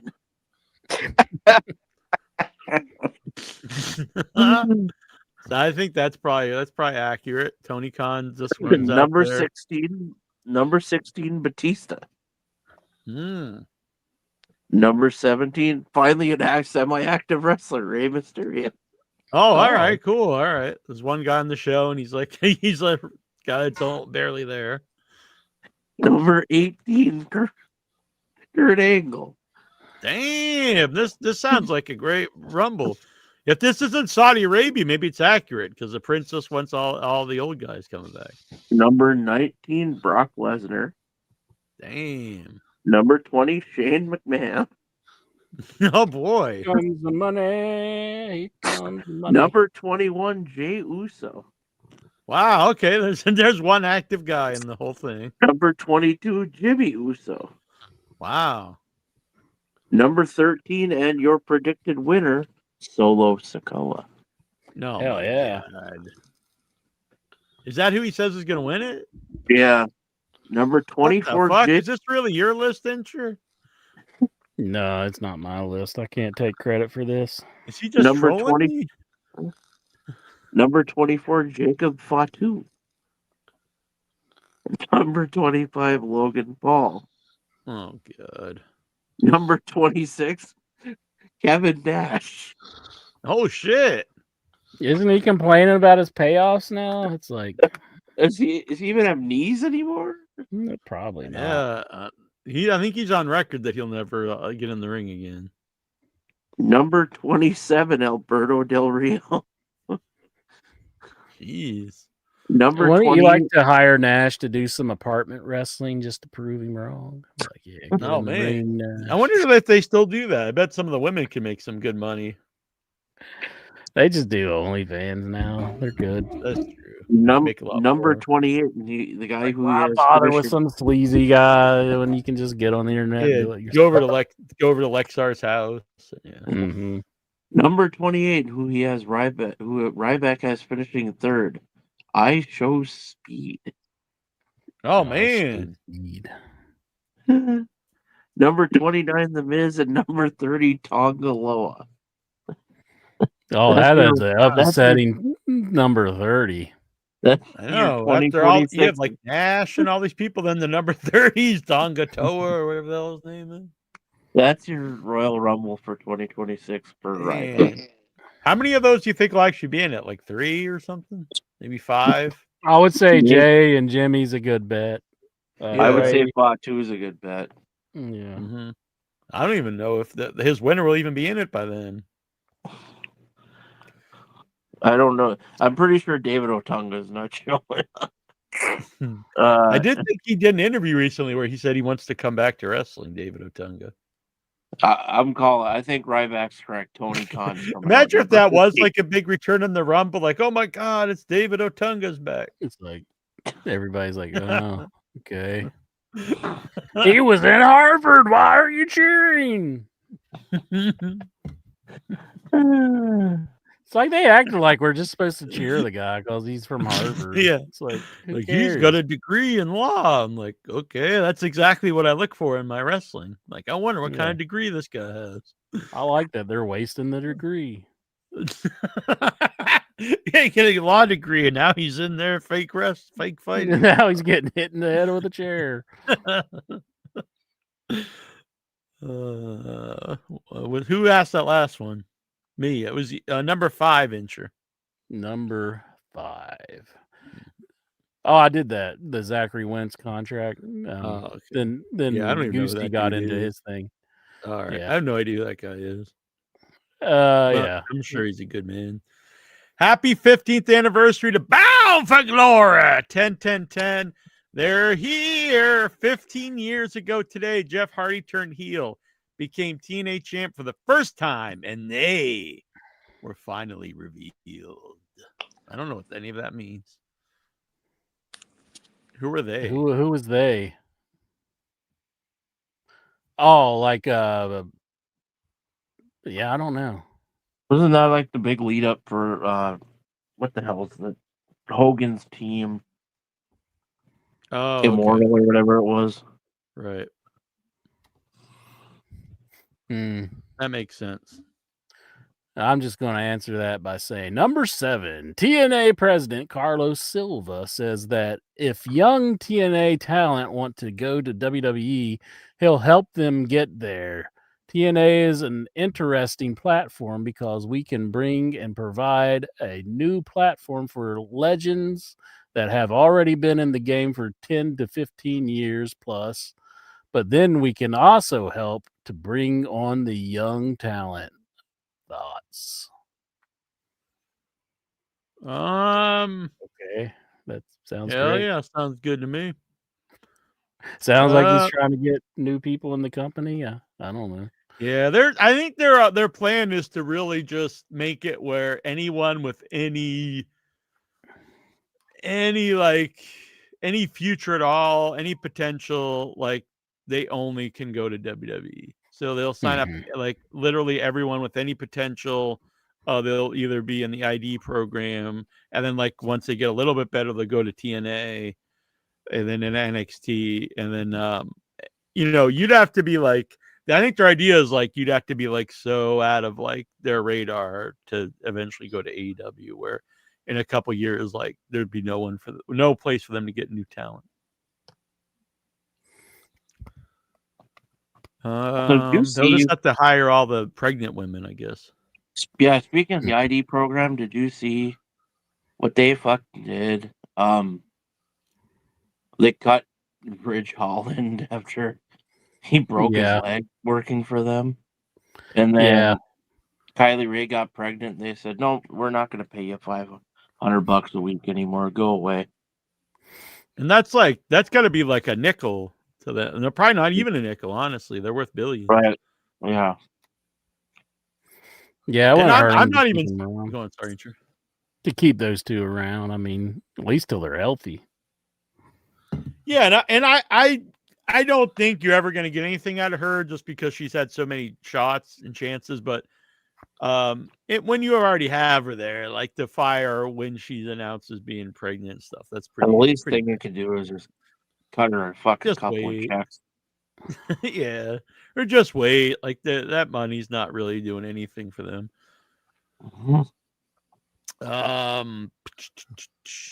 I got a question. Number 8. What's that? You know, about the molasses flood that happened near you. The what now? In Boston, there was a molasses flood. Molasses? A big vat of molasses broke and a bunch of people died. Holy shit. They died from molasses? Because it's way heavier than water and you can't swim in it. Oh, right. And it just crushed them. Damn. Yeah. Yeah. That would be a way. That would be a shitty way to go. And you just get crushed by molasses. It happened in Boston. Oh, good thing I was in New York, or else I might have been crushed by molasses. No, it wasn't this weekend. It was a long time ago, man. Oh, okay. I think Lexar was behind it, if you ask me. Could be. More than likely. I heard there was an airplane crash recently. He walks by the frozen people. He runs up against them. Oh yeah, a plane crashed yesterday on the highway. Oh, I'm glad I didn't. I'm glad I didn't fly home. Actually, plane crashes in the highway in mid-Massachusetts nor'easter. Damn, in Dartmouth. That's like not far at all from me. Dang.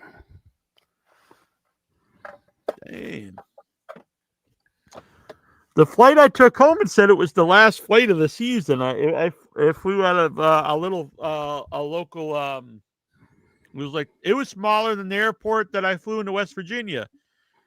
It was here in Mass. Oh, really? I think it's like the air flight like Wings is based on. I think the Huntington ones, it's got a little bit bigger as of late. Not by much, Really? but a little bit bigger. Yeah. Do they still have rocking chairs? I don't know. I didn't go in, but Only for when you want to send a smell. I was kind of mortified. In a rocking chair. Oh. I figured you would have joked about that. You'd be like, "Look, they got rocking chairs here. I like the Cracker Barrel." Yeah, this was this tiny little airport in Hyannis, and I flew out of and flew back in. 35-minute flight. Pretty rocking. I wasn't even going to fly. I was going to take the train to New York, and then my friend's like, "Dude, you should probably just take a plane. It's probably cheaper." And I looked it up, and it was cheaper to fly than it was to take the train. The train is very expensive. Did you go to LaGuardia or JFK? JFK. Mm. And he lives just a few miles away, so it wouldn't bad. Where are number 8? You said number 8 is it Jazz me? and Ace Steel. Was it me or you? I think it was me. I think. No, you asked the last one. I did the last one. Yeah, I did. Jazz and Ace Steel are at the WWE Performance Center this week as guest coaches. Steel, who is a producer for TNA, and Jazz each have been at the PC several times earlier this year in a similar capacity. Wasn't Ace Steel the guy that was it, dude? Ace Steel, yeah. Larry I the said dog. bring him in as the biter. Yeah. The human piranha. Have him So work with Punk Braun must have Breaker? got his boy a job. Mm-hmm. Yeah. That's good. Everyone at one point wrestled for TNA. Hulk Hogan, Ric Flair, Cody Rhodes, the Boogeyman, Stone Cold Steve Austin was under the Shark Boy mask. He was? I don't think that's true. Cold was not under the Shark Boy mask. That's what Nikhil's saying. Don't No, Nikhil. Nikhil, you're right, buddy. You might want to take a nap and rethink that one. George Man, Hackenschmidt turned up to win a reverse battle royal one year. There's nobody who didn't have a TNA run. Do you agree? Damn. That's true. Do you What were agree? It's true. That's I what do we remember that agree. big George Hackenschmidt run. That was pretty rocking. Mm-hmm. Mm-hmm. George Hackenschmidt doesn't look like he could run. Not anymore. He's been dead for a while. I've seen that Should guy. we try to should we try to talk to George Hackenschmidt for Halloween? We can get out a Ouija board and try to do a George Hackenschmidt interview. Yeah. All right. Darby Allin explained. You think you'll ask us for $50 when that would probably be like that'd probably be right for his his inflation hasn't caught up. And they invented working wrestling, so that's how if we do fuck the time machine and you going back and stopping Lexar from jacking off to a bot and all stuff. let's get a time machine and just go back in time and get shoot interviews with like Ed Farmer Burns and stuff. Because everyone else has done shoot interviews. Imagine if we went back and we've got the only shoot interview with Farmer Burns and George Hackenschmidt. Yeah, Ed but they wouldn't Strangler give it to you though. I bet they would. They protect Like, the business. We're from the future. And they're like, holy fuck. You want to talk to the future, don't you? We'll just make them do it. Like, you better tell us what's going down, bitch. Or else I'm sticking insurance on you. Or we'll just fake them. Let's just fake them and just say we did them with the time machine. I figured that's what we'd do, all right? That'd be pretty cool. I'm going to look into this. I think it's a good idea. Darby Allin explains how cutting out the cancer led to changes in AEW a few years ago. You definitely felt his tension, but now everyone's on the same page. I know people's first thought is CM Punk, but to me it sounds actually it's not CM Punk because later in the same interview he says he's not CM Punk. And so I believe it is the guys that wouldn't do jobs, that wouldn't lose to people like Rusev and Aleister Black. And he should add to that list the Hurt Syndicate. Number 11, incher. Number 11. Let's see. For the first time, I watched Forrest Gump. I loved it. Have you seen it and any memories? Incher? Forrest Gump is a great movie. I love Forrest Gump. It's done by one of my favorite directors, Rob Zemeckis. Good. You can't go wrong with Forrest Gump. I think I ruined your friend's bathrobe. You know what that means, don't you, Jack? No one dislikes Forrest Gump. Yeah, no. You pee in it? Never saw it.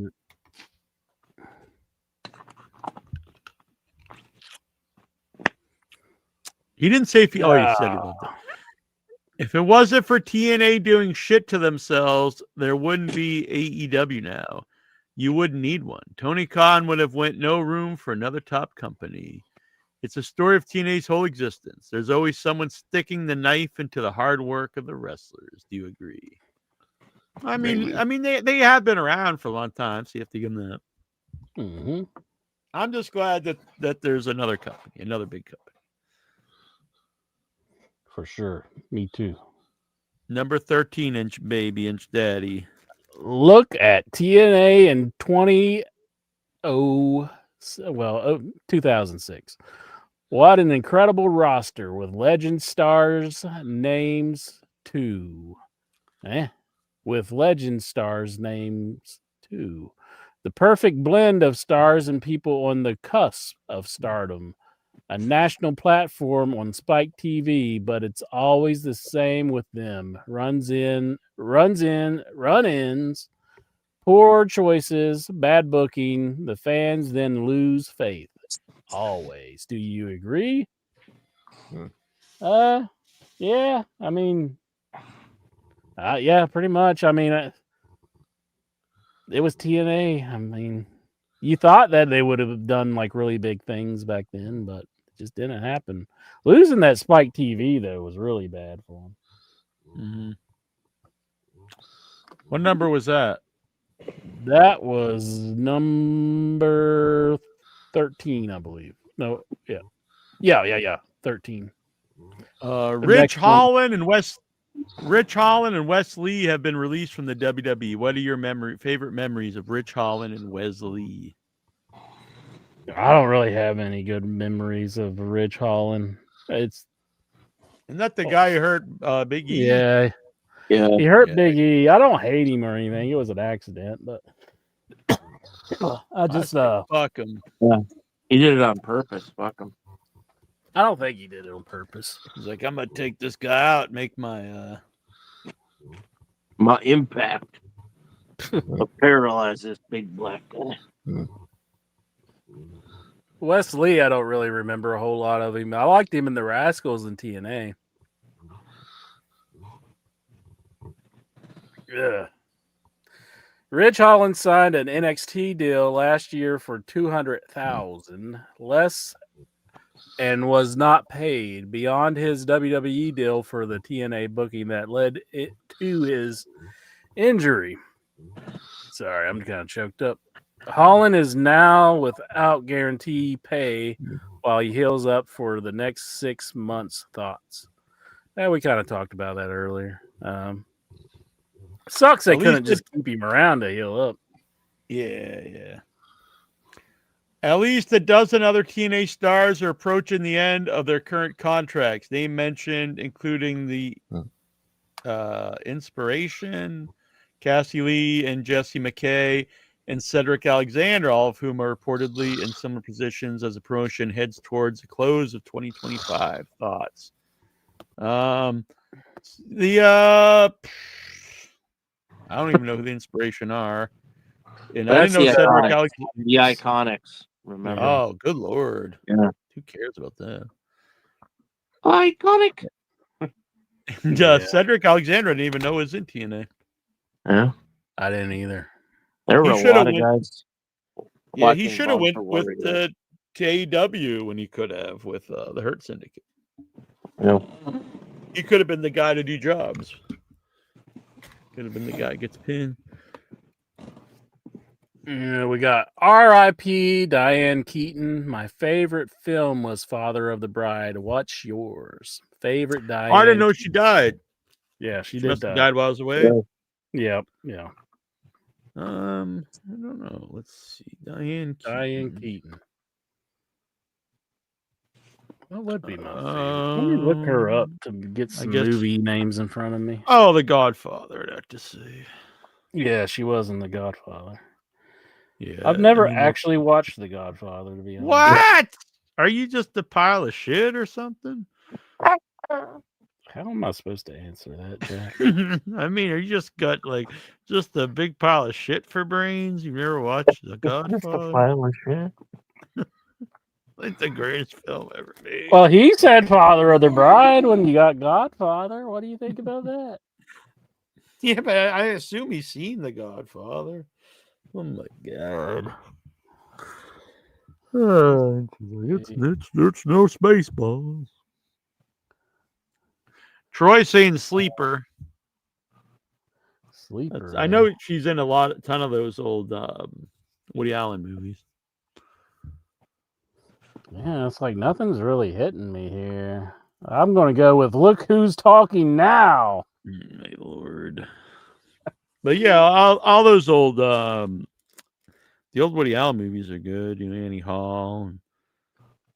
But yeah, I'm gonna go with The Godfather. Yep. Number 18, Jackie Jones. I've always thought this, just based on the fact I'm a wrestling obsessive and don't really watch much of it anymore, that there's just too much of this shit to create new fans. Do you agree? Like too much content to like draw people in? Is that what he's saying? I guess. I don't know. I guess.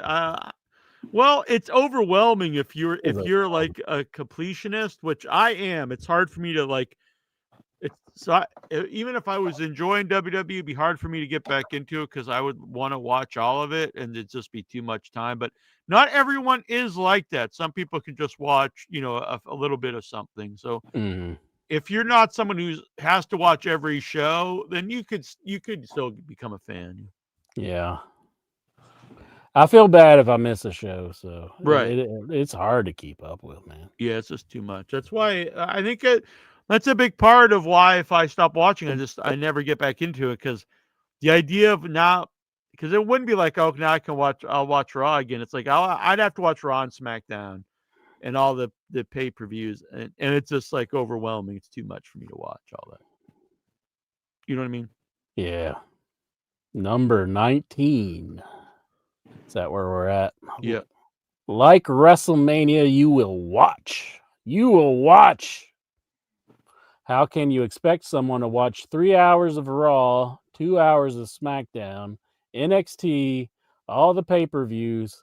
They beg for every single hour of your life. I think Nikhil's going through something. Yeah, And I this is agree the with most them. basic 2+2 dog shit writing and show business. You can miss months and never miss anything. I agree with Do that you too. agree? It's really pretty boring stuff on WWE. I'm always been surprised for last year that it's like people love it so much, and I watch it and it's just pretty dull. And then it's like there's so much. What's a real killer for me is the amount of between every match. There's so many ads and and breaks, and it's just a killer. I think. Oh, Reddy is back awake. He always says I'm still awake, but he goes to sleep. We hear him snoring. I watched Raw for the first time in about a year and a half in January because of the Netflix thing. I did the same. And instead of coming out swinging, it was same Paul Levesque, Bruce Pritchard, Billy Regal, BG James, Piss, you always see. Well, let's check out Raw on Netflix, and it's still shit. Damn. I think Nikhil's just been like over this wrestling overload. He can't take it anymore. I agree. I think you've watched too much, and it's understandable. It's just I'm much with right them pretty much. So. Yeah. I quit when it got like that. You quit when George Hackenschmidt died? Well, he was the best. He was. Number 21 to you and Daddy. Hope Jack had a good time in New York City. I did. And howdy to the OIB. Well, yeah, of course you want to say howdy to me. I mean, I'm like the best of everything. I mean, who wants to hear about Jack and his trip to New York City? I mean, Paul Gaultier. So we watched Big Money Hustlers. We also watched a movie I didn't know existed. None of us did. And that was the third Tales from the Crypt movie, Ritual. Oh. And so it's got a cool first 5 minutes when a guy boils to death, and then the rest of the movie sucks. Yeah, after Bordello of Blood, you're like, yeah, I don't think it's getting much better past this. Yeah, this is even worse than the Dennis Miller one. I like Bordello of Blood. Bordello of Blood. You like that one already? Yeah. Really? I like Demon Knight. Yeah, I like Demon Knight a lot, but Bordello of Blood's the shits. I hate Dennis Miller, so. I like I like Dennis Miller so like. I can't stand. I never understood how Dennis Miller got popular. Mm-hmm. Who is the next wrestler that DDP should save? Just Incredible. That's a good one. Yeah. Yeah. I think he could use it. Get on it, DDP. Save Just Incredible. The Mount Rushmore of wrestling managers. So what's that, 4? Bobby Heenan. Mm-hmm. Paul Heyman. Jimmy Cornette. Jim Cornette. JJ Dillon. Freddie Blassie. Freddie Blassie. I like Freddie Blassie. That's fine.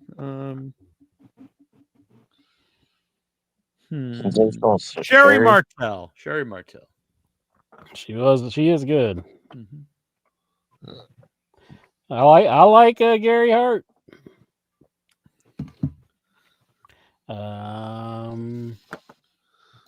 I'm going to go with Don Callis too. I think he's a great one. Yeah, for modern ones, he's definitely up there. Mm-hmm. What about Stokely Hathaway? He can't get no hose. He can't. Fuck that guy. Fuck that guy right out of the business, I say. Next spooky. I'm sorry. Spooky season is here. Makes me think of Boogeyman. What would be a good merch idea for WWE to make for the fans? Damn. So that's a really good question. I was just thinking about that intro. And you remember the Boogeyman? He used to eat gummy. He used to eat worms. He used to eat you'd pull the night crawlers out. So if you were to sell gummy worms, and so the kids would be like, "Oh, look, mommy, look, daddy, here's the boogeyman. He's coming to get you." And you'd reach into your sack, you pull out the gummy worms, and you cover them in like crumbs of Oreo cookies, so it looks like dirt. Now the thing is, Goosey, and the thing is, John Reddy, when you buy merch, you want to take it home, but these are edible, so you eat them, and then you're like, "Holy shit! I ate my gummy worms. Mommy, Daddy, I need some more boogeyman gummy worms because I got to bring them home. I got to show, Billy down the street." So then you buy them once. You buy them again when you're leaving. Maybe the boogeyman makes 2 appearances on the show. You got to buy him 3 times. Once when he comes on, once he comes on again, and once when you leave to bring home to show all your friends. Boogeyman gummy worms. It is a license to print money, WWE, the Prince of Saudi Arabia. If you're listening, you got to bring in the boogeyman for WrestleMania, and you got to sell yourself some gummy worms. Booyah! The greatest merch of all time at next year's Saudi Arabia show, the boogeyman. Mm-hmm. Jonathan Jackson wants to know, how many New York glizzies did Jack eat on his trip there? What's a glizzy? Hot dogs. I did not have any hot dogs, actually. No, I did. I did have one, actually. When I did my panel, I could not get an extra. I couldn't get a +1, so I could not. I get a ticket for my pal Jimmy, and I felt bad, but so plus it was sold out every day. So even if I could, I guess I couldn't. But anyway, did you meet when I came back, they actually barbecued. They grilled.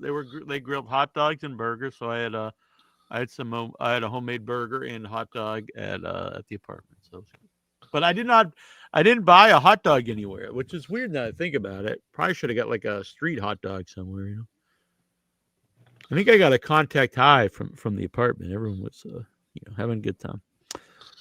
Alexa, WWE had a say in the outcome of some of the matches at TNA Bow for Glory last night. Are you intrigued?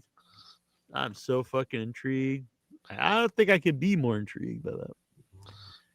TNA has set new indoor attendance record at Bound for Glory with over 7,000 fans in Lowell, Mass. Are you impressed? And was Jack there?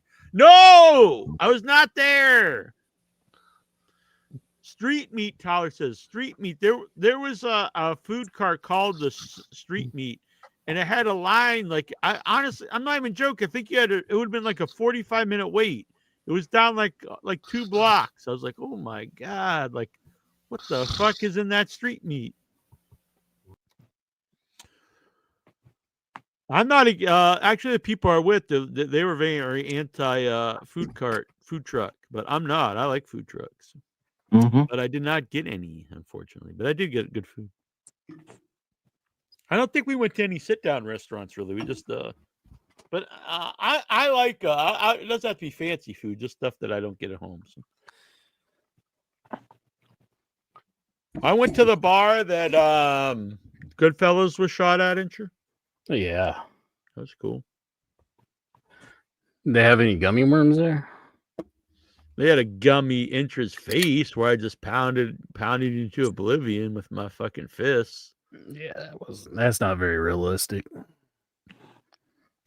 Then I fucking shot you in the ass, and this was a line from Big Money Hustlers that they got shot in the balls, ass, and face.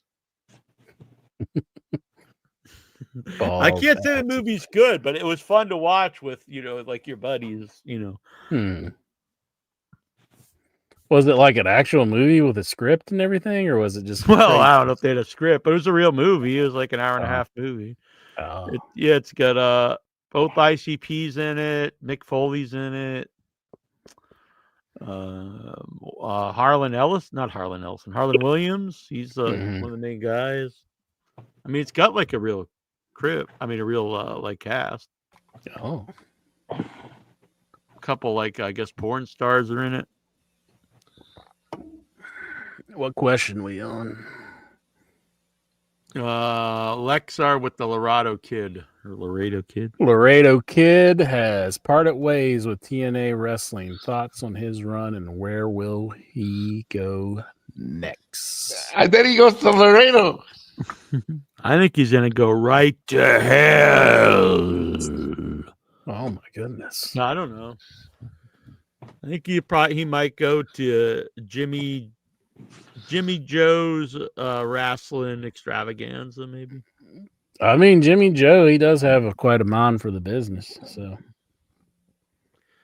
Mercedes Moné has won her 10th championship belt over the weekend, as she is the new Body Slam Women's Champion. Are you impressed? Nope. Yes. I'm more impressed than I think I've ever been. I'm like needing those pants that Jack was talking about. Damn. Impressed. We should all wear those on the show sometime. Oh, and yeah. then, do the dirty. Incher, what's next? Let's see. In wrestling, in wrestlers in car accident news, former WWF Intercontinental Champion Ahmed Johnson and former ECW champion Justin Credible had suffered a car accident. Thoughts? So Ahmed was in a car accident and Justin Credible was in an accident. I mean, what are we supposed to say? We're happy? I mean, that sucks. I don't want to see people get in car accidents. That's pretty rough. But then Justin said like he was out of money or something, and he's on my Facebook. He was asking people for money. Yeah. Did he ask you for money? Not for this time. He has before. Yeah. He has before. Yeah. How much Former did you give him? Nothing. I thought you're like going to hit him up and be like, yeah, I'll give you some money for some stuff. Some stuff. No, I don't want like a BJ from Justin Credible. This is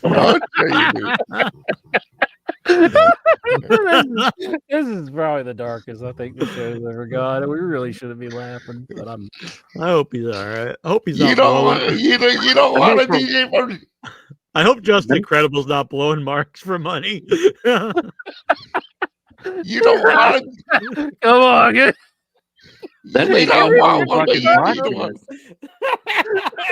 Yeah, if we did our shoot interview where he's just blowing us, like, yeah. You just see fucking question, Baldy. You just see his head bobbing up and down on Jack's lap on the camera. What's the matter with that it? Singapore This thing? is like the worst thing I think we've ever talked about. Damn, I hope he's doing all right. He's a good man. No, I love Justin back in the day, but I think I love you more now. Former ECW champion and WWE Hardcore champion Raven is diagnosed with Parkinson's disease. Are you sad? Yes, asshole. Of course we're sad. We think we're celebrating this shit. That's terrible. That is terrible. Yes, it is. Yeah, I mean, Parkinson's would be rough. Next one's you, Inchman.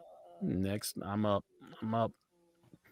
Former WWE superstar Matt Riddle says that he would gladly accept a WWE Hall of Fame induction. Oh God, Jesus! Are you intrigued? Matt Riddle to the Hall of Fame, Jack? Fuck that guy. That guy sucks. You know what? No, he doesn't suck. He's actually a good wrestler, but he is one of the most annoying people I've ever seen in my life. I could not stand him. I don't like him now. Good Lord. The Smashing Machine didn't do well at the box office. Is this cause for concern? For who? For what? Normally, like the movies that are like Oscar worthy, kind of like really great movies, they normally don't do that well. Oh yeah, it's actually the rare movie that does well that's up for Oscars. Yeah, and then people see him, and then they start liking him a lot better. I think it's too bad that it's not done better. I didn't think it would be a big hit. Because people don't really know who Mark Kerr is and stuff, but it's a really good movie. It wasn't. I don't think it was a movie designed to be like a big box office hit. But I would recommend it for anybody out there, especially for fans of real early MMA. It's just about his Pride run. It's not about his UFC stuff. Yeah. And that's an era that I was a big MMA fan. I watched early UFC and I loved Pride. So I knew Mark Kerr, and the guy who plays Mark Coleman's great in it. Honestly, everyone's good in it. The only person I would say he's not good in it is the guy they picked for Paul Varlins, but it's only like 30 seconds. It just was a bad choice for that. But it's almost just like a cameo in the movie. Is it Ric Flair bad from the Well, he doesn't speak in it, but yeah, it's like because at that time Paul Varlins was a young man, and they have like this old bald guy playing him for some reason. I don't understand. Yeah, I don't know who he is, but he was real big. Aware of him. Yeah, he's supposedly the guy that supposedly at Missy Hyatt had like sex with, so they would have Taz like choke him out in the ECW arena because he was a big MMA guy.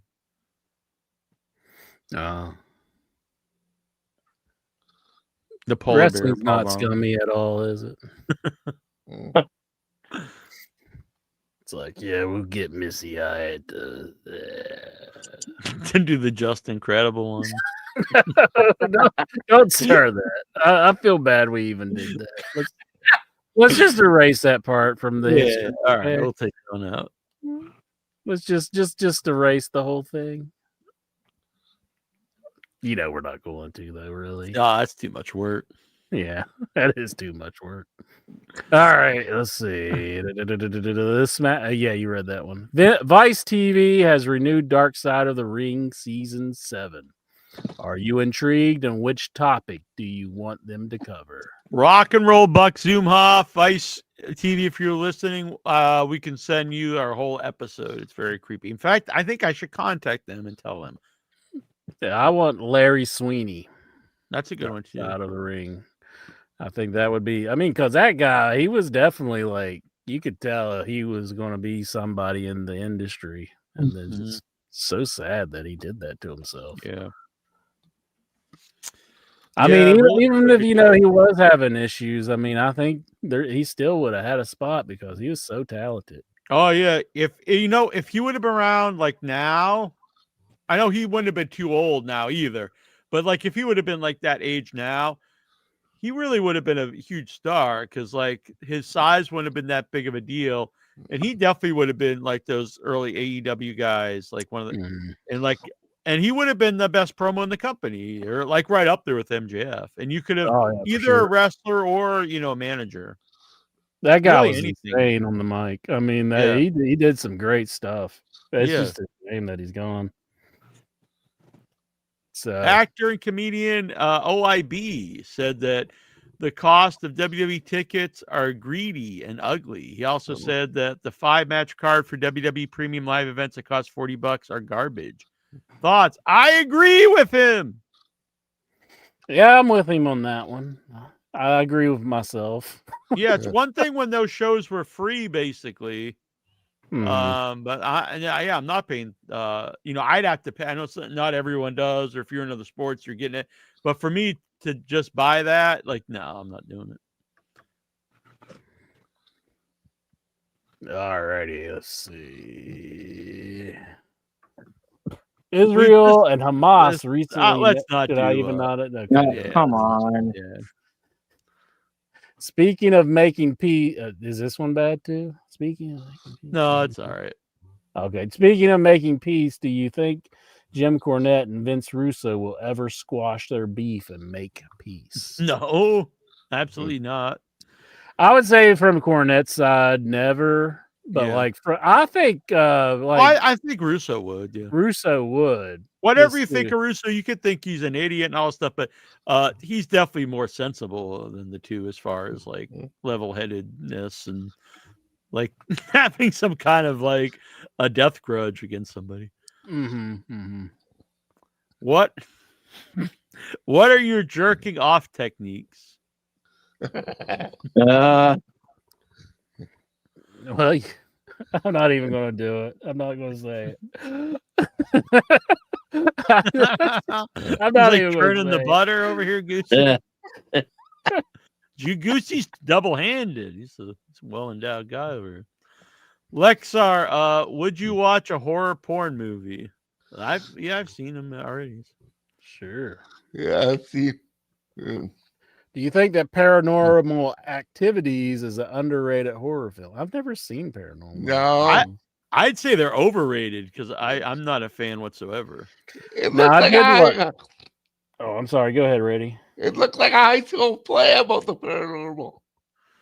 Yeah, I'm not a fan, but they do have a big following, so it's I can't really say they're underrated because they already have a big following. For me, they're overrated, but honestly, if people are into them, you should like whatever you like. I did watch the last Final Destination, and I haven't seen any other Final Destination, and it kind of does make me want to go back and watch them. I think it was the best one because I'm not really a big fan of them normally, but I like that one. Okay, so the other ones aren't on the level as this one. Not for me, but I know a lot of people really liked them, but I'm not really a big fan of any of them. But I liked the last one though. I thought it was the best one. Yeah. Okay. Did you guys see the Ed Gein tapes? I haven't seen any of the new Ed Gein thing. I've heard really mixed. Some people love it, some people really hate it. So. Goes pretty in depth. Have you ever been to Six Flags Fright Fest? How was it? I've not been to it. Is that the one that just got caught on fire or something? I don't know. There's some ride that caught on fire. I don't know if he's referencing that or not. I'm not sure. But this screenshot leaked of the new IYH game. When will there be an official announcement? Brian Matthew Clutter. Let's see this screenshot. Grab this baby.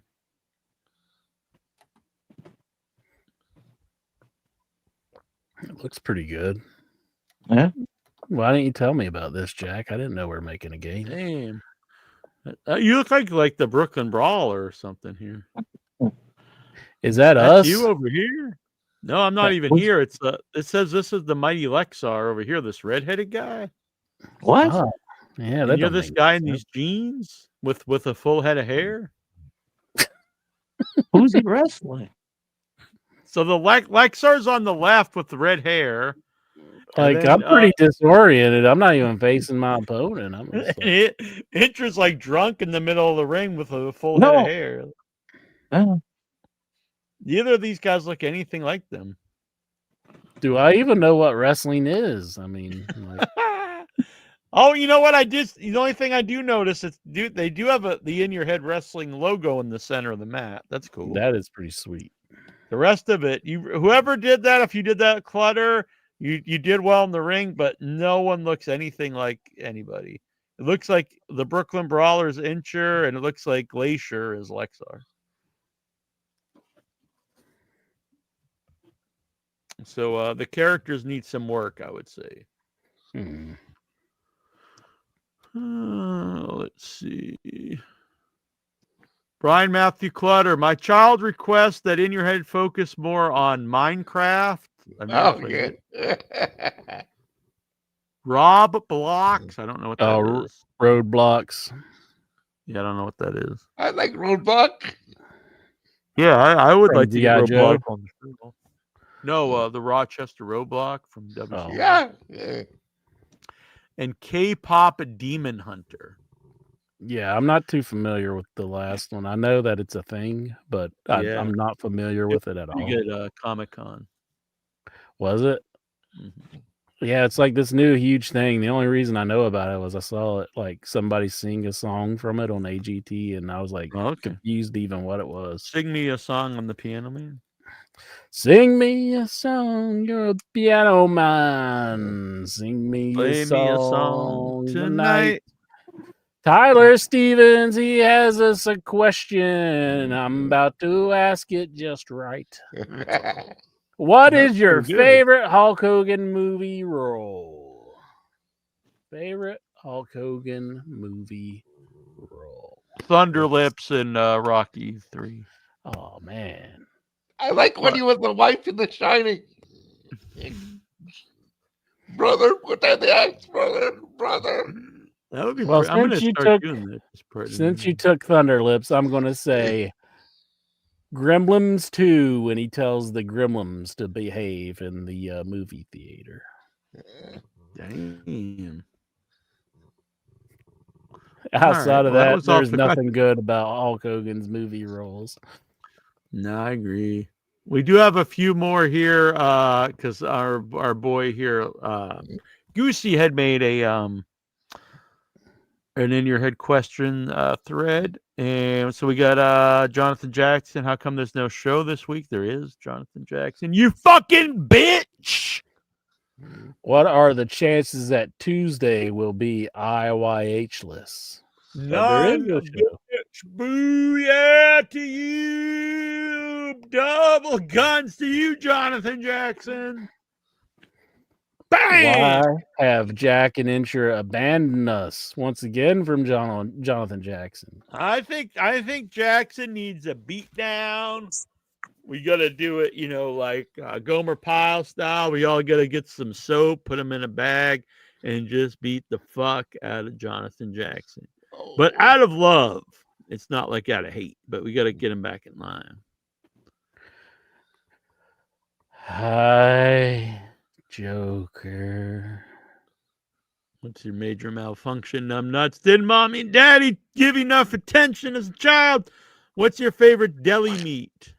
I did have a lot of deli meat this weekend, actually. Salami. I got salami for you. Booyah! Yeah. Bet you do. Steven says that Bronson Reed does the salami splash. He does, likes, yeah. I had a big ass. It was called The Godfather. It was like a big ass Italian sub at the deli. Meat was like this. It was like this. It was piled like the cartoons. That was good. Turkey was good. Pastrami was good. I like this. Not everybody knows it. This slice of deli meat, but I'm going to fill you in on it. Jackass, and you're going to love me. My ass up. No, you're going to love me that I told you about this meat, Jack, and it's called ham. Damn! I thought you were a bologna man. I like fried bologna.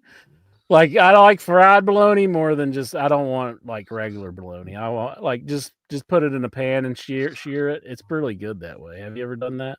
Yeah. I grew up on that. Oh, it's fried bologna. Fried bologna. You like the fried bologna, Goosey? I love fried bologna. John Reddy, you like the fried bologna? Not me. My bologna has a first name, it's O-S-C-A-R. My bologna has a second name, it's M-E-Y-E-R. I like to eat it every day. If you ask me why, I'll say.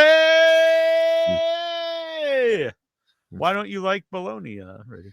Because I dipped it bologna sandwich with mustard and some chicken noodle soup. And for the longest time, I wouldn't want to eat all three. No, he grossed himself out. What do you put on the fried bologna? It wasn't fried. I just dipped it in. All right. I normally go with mayonnaise. Yeah, that's what my mom used to do. Mayonnaise when I was a kid. It's lettuce if I have it, but you normally don't have lettuce in the house. You gotta get that veggies out of here. What is some kind of fruit? No, it's like lettuce always goes bad in no time. Like I know, man. You're just not just stereotypical Western anything to say. How dare you, Reddy? We don't have that lettuce around anywhere. How dare you, Reddy? If you don't have lettuce, did you ever just go out and like grab like some grass out of the yard? I'm saying you buy it, it's good for a few days, and then it turns bad, and then you get rid of it. You can't hardly keep it, you know? Right. It's not like bologna. Yeah, bologna's good and forever. Just slap us. Are you slapping your bologna? No, I'm slapping my. I don't even want to do it. I feel bad we even joked about that. I feel bad we even did that. I regret that one. I apologize for Just Incredible. I apologize on the behalf of Incher. I had no part in this. I'm sorry. I heard you had a part in Just Incredible. Justin Krebel's a good man. I hope he's doing well. Yeah, I hope so too. I didn't. I wish we never even went there, but it's Jack Jones' fault. It's all Jack. Anybody that's Why you was blaming me, bitch? anybody that's having a Easier problem, we than all hope accepting they get better. responsibility for my actions. Damn. Like when All somebody right. goes like, "Why'd you hang up on me on the show?" and I just, Jack Jones, he just hangs up. I've never hung up on a caller or a guest ever. So you can never Except blame Eddie me. Kingston. Why'd you hang up on Eddie Kingston?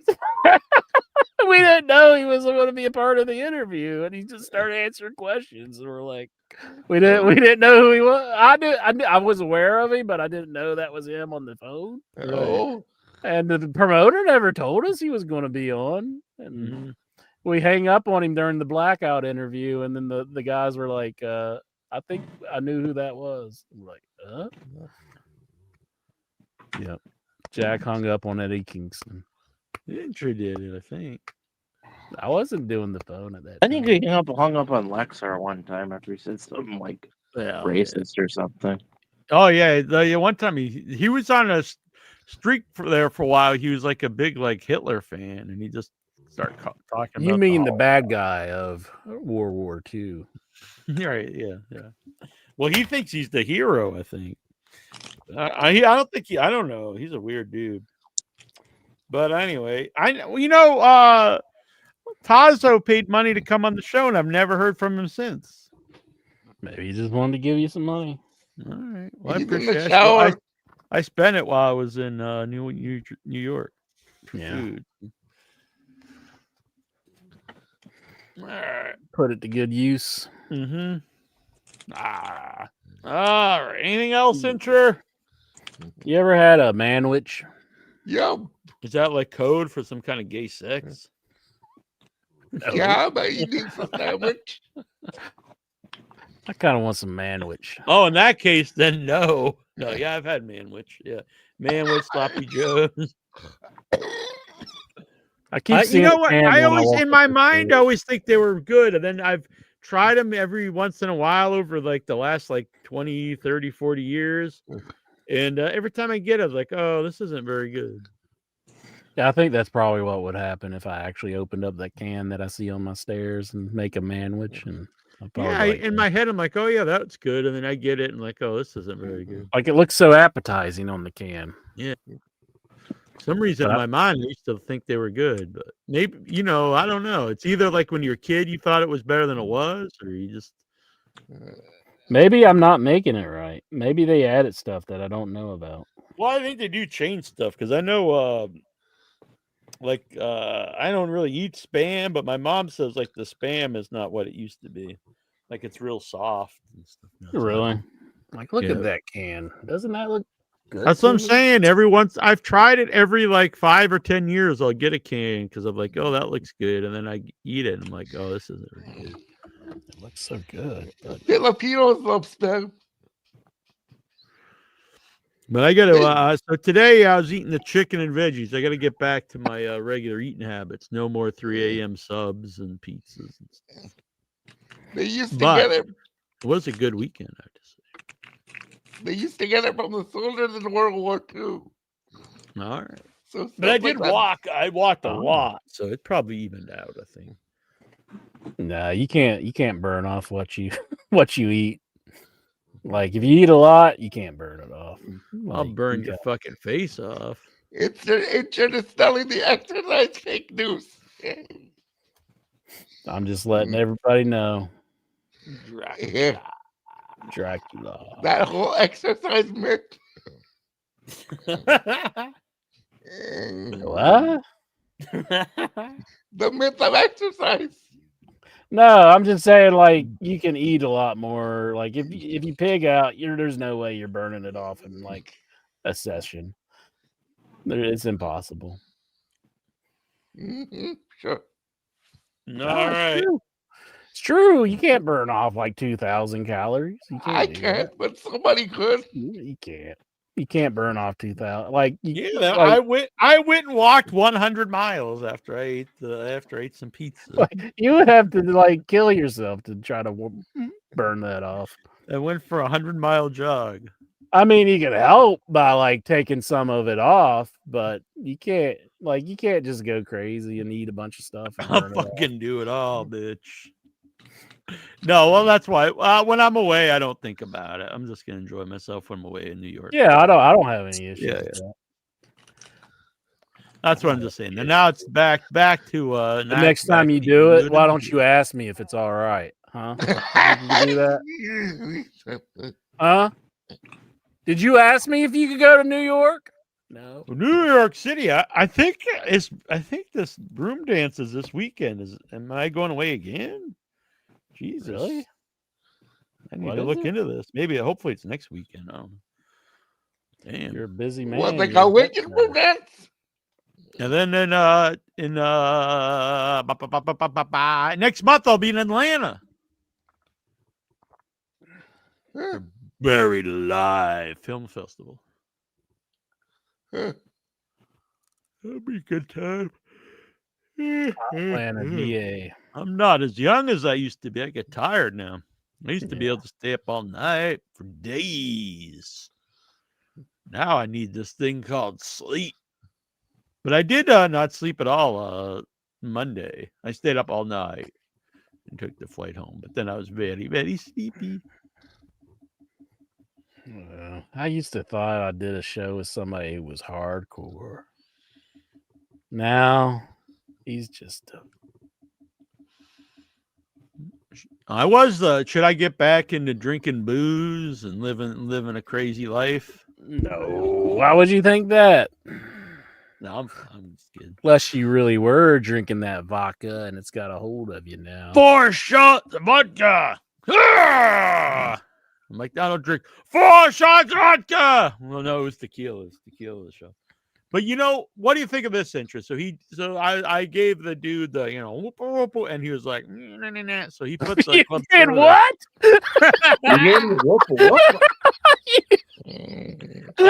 What did you just admit to? I told the bartender to put the club soda in my shot. So I don't think that's what you just said. The guy still bought 4 shots, but the 4th shot of tequila, the bartender took himself and drank. Is that right to do? I guess he was buying him shots too. So. You told him you didn't want to drink. So. Yeah, but the Polish guy thought he was buying me a shot, but he really was buying the bartender a shot. But if you don't want to drink and you tell somebody you don't want to drink and they try to force it upon you. Yeah, but he don't speak English. He don't know what the fuck's going on. Yeah, but you didn't want to drink. What if he's watching the show now and it's translating it for him, and he's like, He's gonna go give that guy a big bear hug. He's gonna come down to your basement. And he said, "I said 4 shots of vodka," and he makes you take it. What would you do if a big Polish man who barely speaks English, only a few words, mostly knows how to say tequila and vodka, he just gave this giant bear hug and literally legit was like squeezing you, and you were like, you could feel like your bones crunching.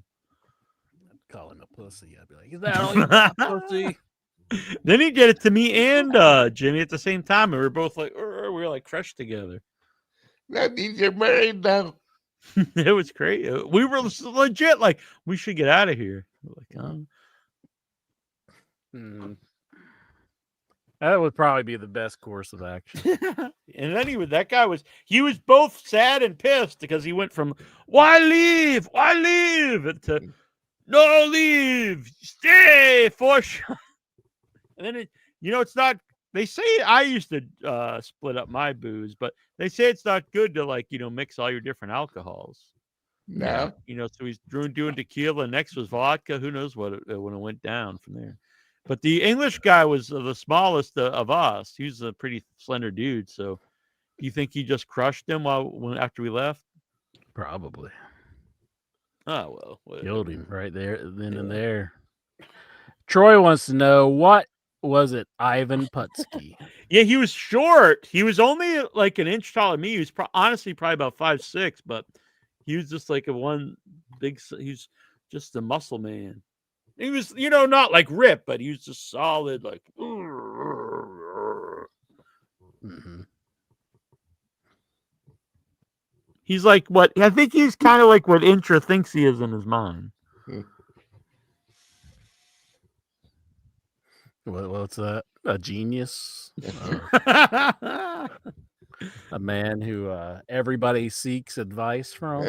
Exactly. That's exactly what I'm talking about. You know, a Renaissance man, if you will. All right. Anything else? Should we get the hell out of here, bitch? Let's get the hell out of here. Let's get the hell out of here. Well, I'm going to show a couple pictures. My computer's still slow. I hope there's nothing wrong with it. I know it's done this before, and I had to. I forget what I did exactly, but I had to just turn some stuff off, and then eventually it worked. Okay. Maybe the hackers are just totally taking over Windows 10 now. They've just totally destroyed it. No, you know what it probably is? They probably slow it down so they force you to get Windows 11. And then if you have a computer that doesn't support it, you're like, oh, you got to go buy a computer, bitch. I'm so pissed off about that. I bought a bunch of freaking computer parts, and because I got to upgrade to Windows 11 at least on one machine. I'm almost about to jump to Linux. I'm so pissed about having to, because I really wasn't looking to buy a computer right now. So. Yeah. It's not cheap to buy a computer all the time. No. I felt like my stuff was pretty good. I mean, I just ran freaking the new Metal Gear remake, Delta on it, and they ran all right. So I didn't think I needed new shit, but I guess I got it now. So I've been backing up my stuff on my hard drive so I can format and rebuild my system and get it up and running so I can do Windows 11. So because I want to use my graphics card, that shit was expensive. So this is the chicken Caesar salad pizza. It did not sound good to me, and I'll admit it doesn't look that appetizing, but it looked like Oscar the Grouch's bukkake or something. It don't look good. So you're claiming it was good? People are right. Everyone told me it was delicious.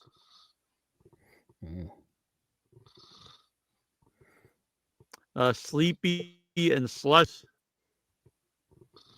Am I here? You're really cutting up bad. Yeah. What the hell is that? God damn it. Whoa, look at that on that mannequin. Yeah, I thought it was funny though that this is just regular stores and the mannequins and the windows have like erect nipples. I was like, what the hell is going on? They were happy to see I was you. like, even the mannequins. Exactly, even the mannequins are excited to see Nasty Neil. Or they're cold. Isn't that kind of weird though? It wasn't like some sex shop like you just put like these hard nippled mannequins in your window. She was that just how you like them, Neil, about your head. Yeah. You think they're gonna sell like men's like sweatpants and just put like a big hard cock like inside of them? Like... They call it the Lexar. Yeah, like look at these sweatpants. This is what you're gonna look like in these, buddy. Hot Terrible Troy says, "Great show, fellas." Thank you, Terrible Troy. Thank you, Troy. All right, let's get out of here, boys. We'll be back next week here on In Your Head. Please subscribe, hit the like button, share this out, become a member, help support the channel. Starts only $2.99 a month. We appreciate it. And I'll be back Thursday with Terrible Troy. We're actually going to have the star of Big Boobenstein, a new horror movie about a Frankenstein with a very large tatas. Big Boobenstein. Big Boobenstein. It's based off the book, apparently. I'm not being serious. It is based off the book, Big Boobenstein. I love that there's a book called that. Exactly. I need to read it. It's even on Audible. I need to check it out. Ooh.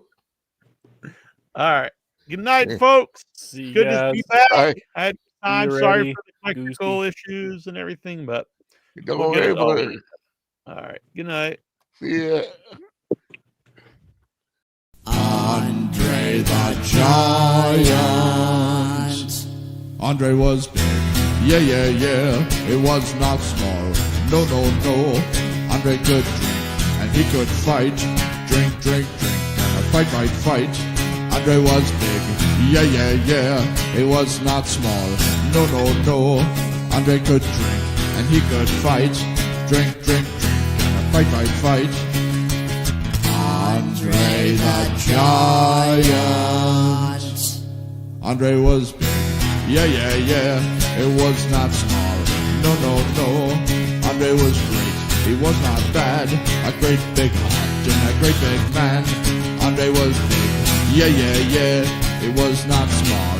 No, no, no. Andre could drink and he could fight. Drink, drink, drink. And fight, fight, fight.